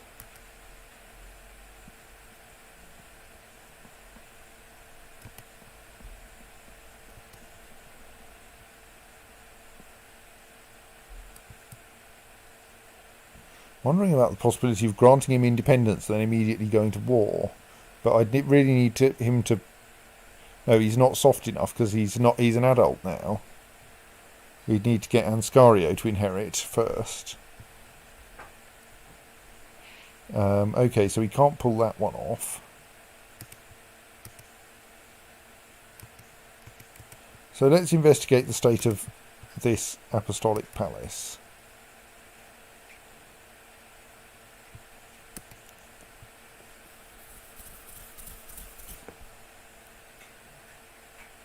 It's almost up to a level 4 Apostolic Palace, which gets me some monthly prestige.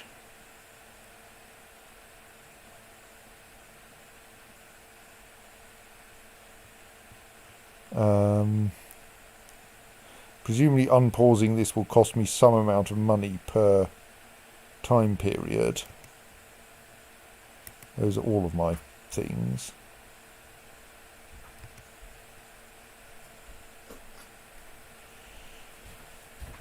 So Eugenius was responsible for finishing stage 3 and starting stage 4. Johannes oversaw stage 4. I've now taken it over.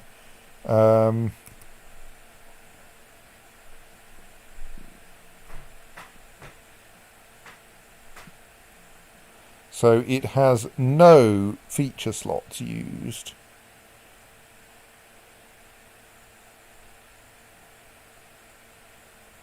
So for some money I could add various entertaining things to it.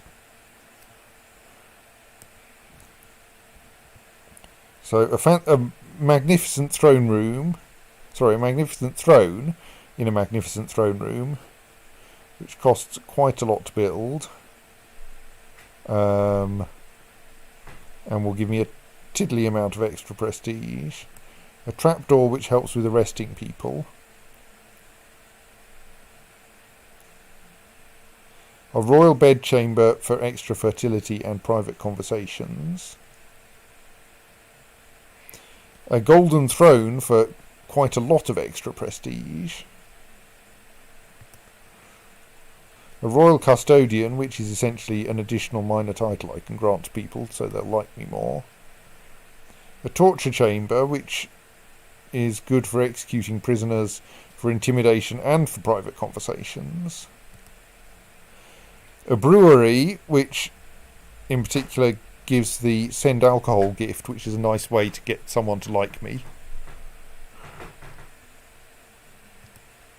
Historical mural, which makes all my dynasty like me. That's probably a good thing to have. Dueling room for extra personal combat skill. Great roads for better movement speed in Roma. More troops in Roma. More spikes for extra siege defense in Roma. Ditto that. Hypercausts, meh. Heating pipes, meh. An apostolic palace retinue, which gives me, in addition to that lot, I think, the ability to raise like 1,500 troops from the apostolic palace. Or a tavern, which, hang on, didn't we? Oh, that was the brewery, was the other one, yes.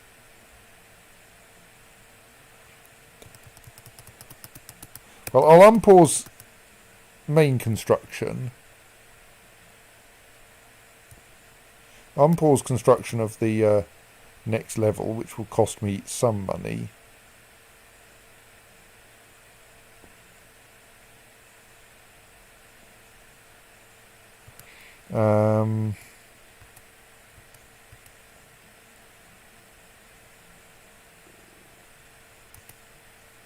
Kind of like the idea that this historical mural is quite cheap, and opinion is good stuff to have.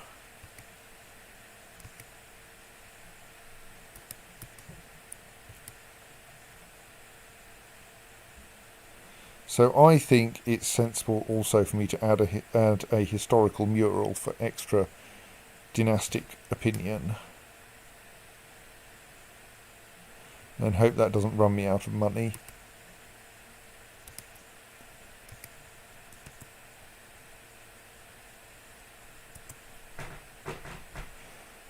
Right, so I think I don't want to try I need to organise my domain, and don't think there are any useful law changes I can make. Those are mostly here so I can nominate people.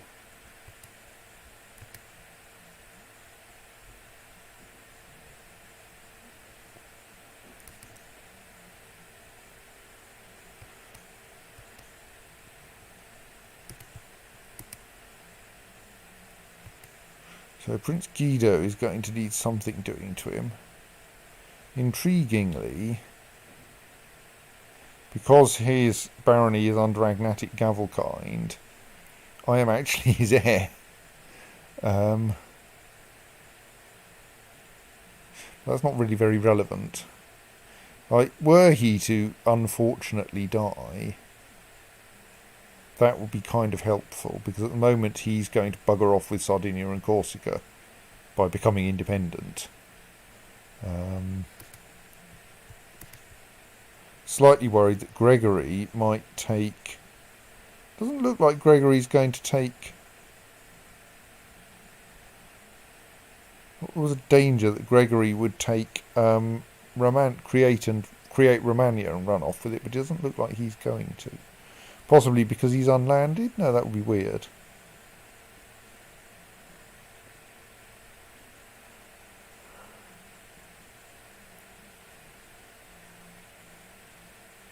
Oh well. So... And I have a truce with the Pope, but it's not like the only thing I can now do with the Pope is to take the papacy. And I don't really think I want to do that until I'm an emperor, if I can become an emperor, which is going to be a complicated business involving looking north to Germany. And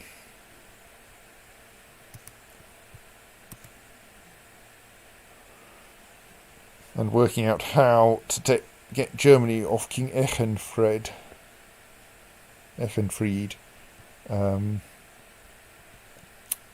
I don't really know how I'll do that.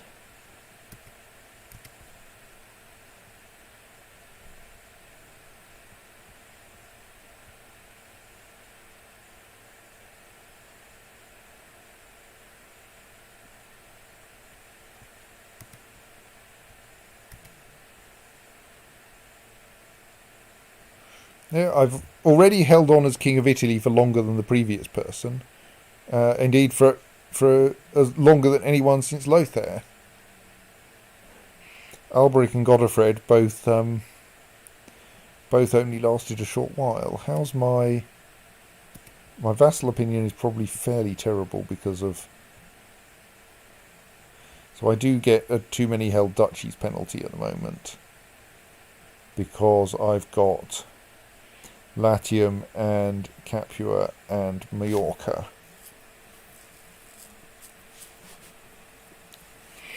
I don't think I really care which of Latium and Majorca. Well, I'll probably keep Latium now. Give away Majorca.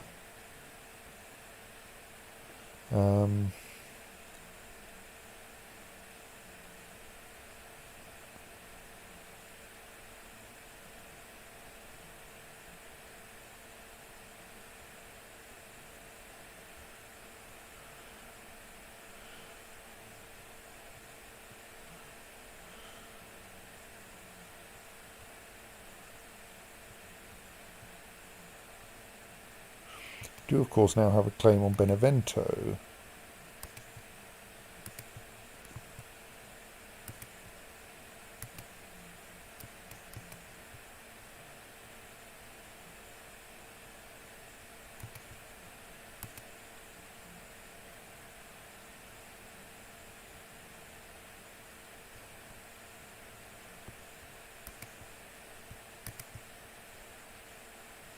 Hang on, aren't I meant to have an alliance with the King of Bohemia? Oh, we have a new King of Bohemia.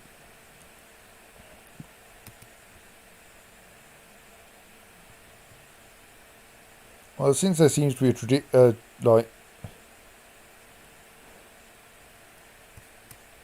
how did you get the Kingdom of Bohemia? You inherited it, so Boleslav is now no more.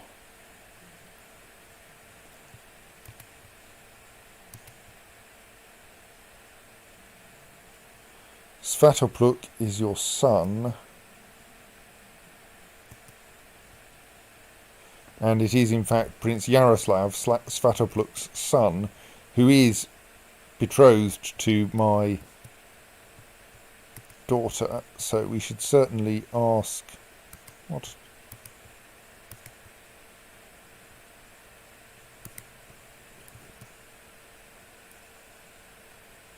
Alright, he's currently considering the offer of a non-aggression pact. I didn't think I clicked on that. We certainly want to get a non-aggression pact from him. So, yes, my marshal is currently doing nothing.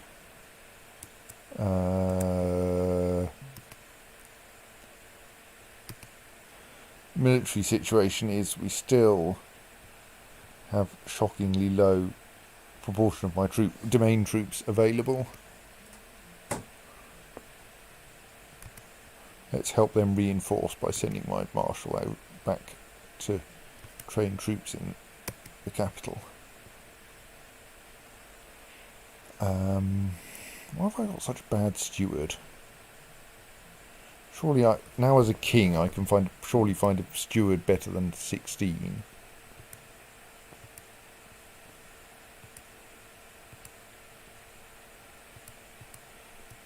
Not in my realm, mind.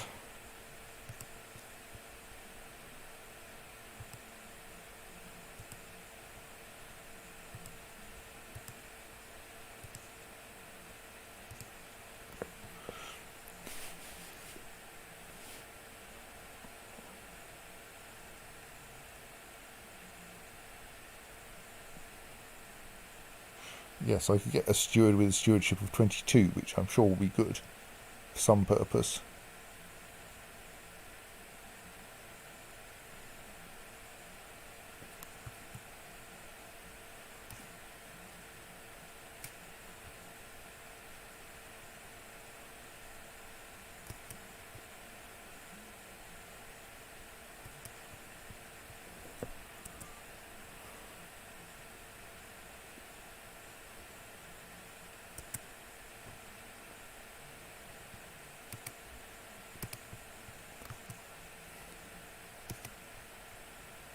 Just check he's not at war already.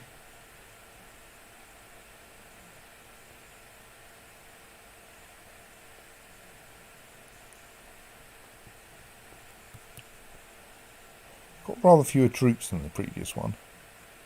Still better than nothing.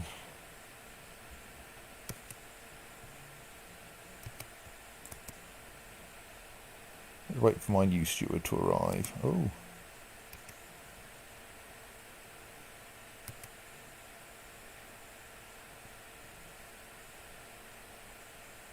Yeah, I don't think we have any particular use for her. We're about to fire her father anyway.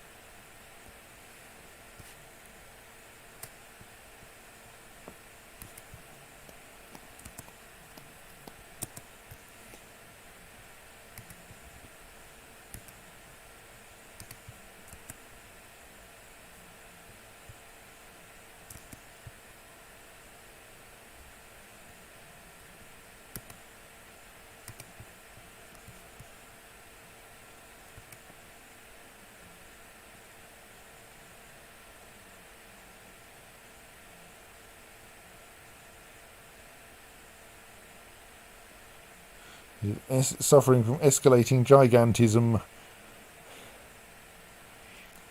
He is good personal combat skill, but poor health.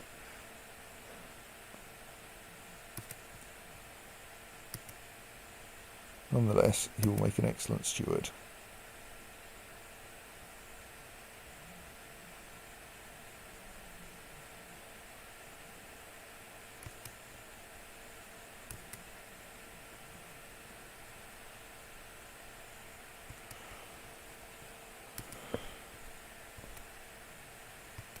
Right.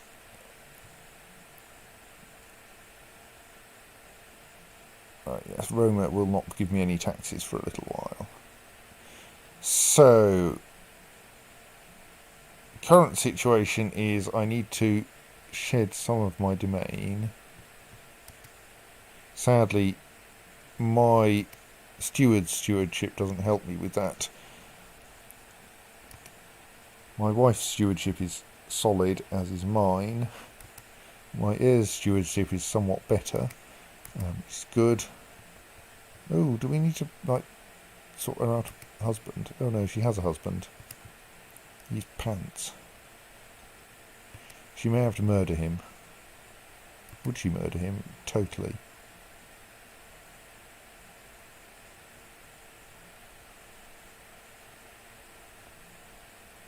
Kind but an impaler.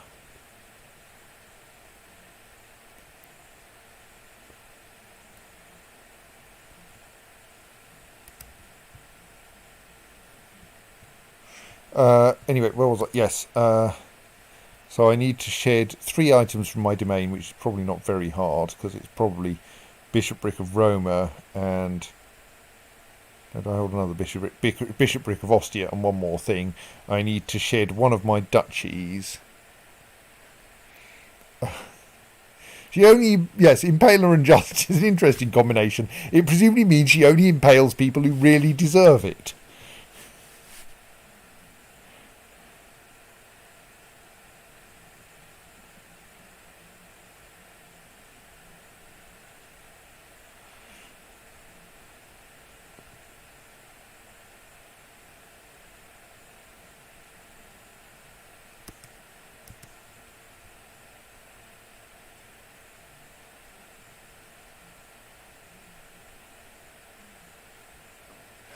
Um...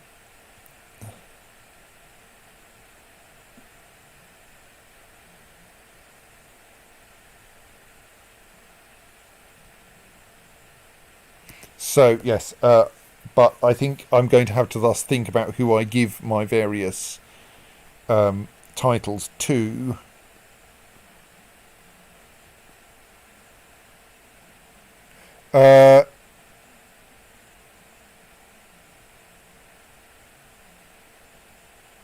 Yes.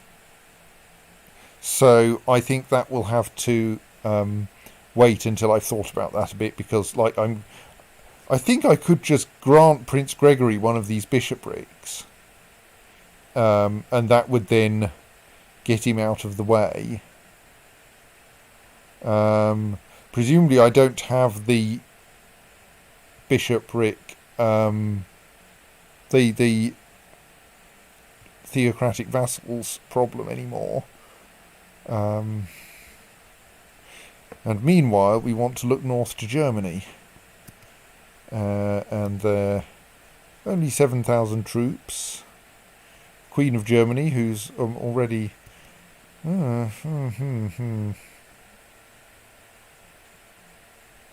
Should think... So, Germany is elective. Yeah, so making her Queen of Italy doesn't help very much, because neither kingdom will necessarily go to her children. Indeed, elective succession tends not to merge realms, because as soon as someone has one realm, they get treated as a foreigner by the other realm, and everyone votes against them. So unless we have unless one or other territory has a succession law change, we probably can't merge those crowns by inheritance. So Heinrich's 15 and unmarried. There's a slight problem with having made all of my sons bishops, of course, which is I'm short of grandchildren.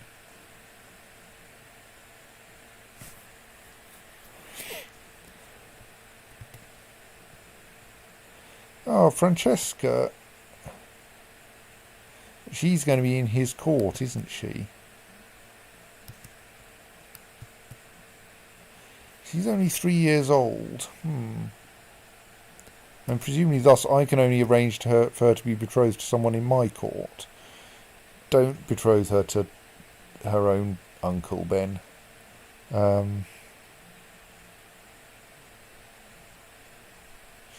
But if I could be teaching her, can I then send her off to marry the next king of Germany?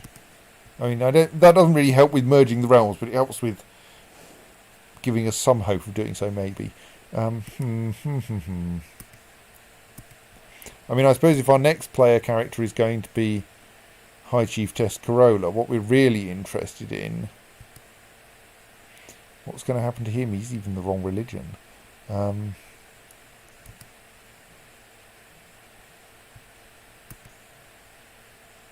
Oh! goodness, was she the one who was taken as a concubine? I think she might be. And so yes, Gremislava was his previous wife, and I think Corolla is a former concubine. Noticing that he still has 3 concubines, I think he upgraded Corolla to wife. Which is why she's married to someone of a different religion. Well, that's going to be interesting, isn't it?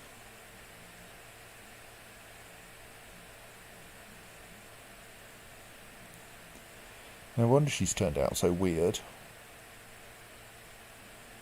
Oh good, she's got a claim on Spoleto, so if she inherits we'll still have a claim on Spoleto.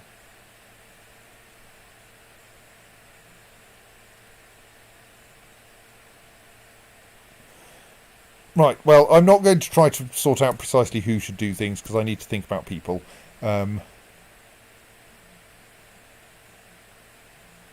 So I think I shall stop now. So find me the save button, and then save, because last time I didn't save, disaster occurred. And with that, and the darkness that ensues, I will say good night. Good night.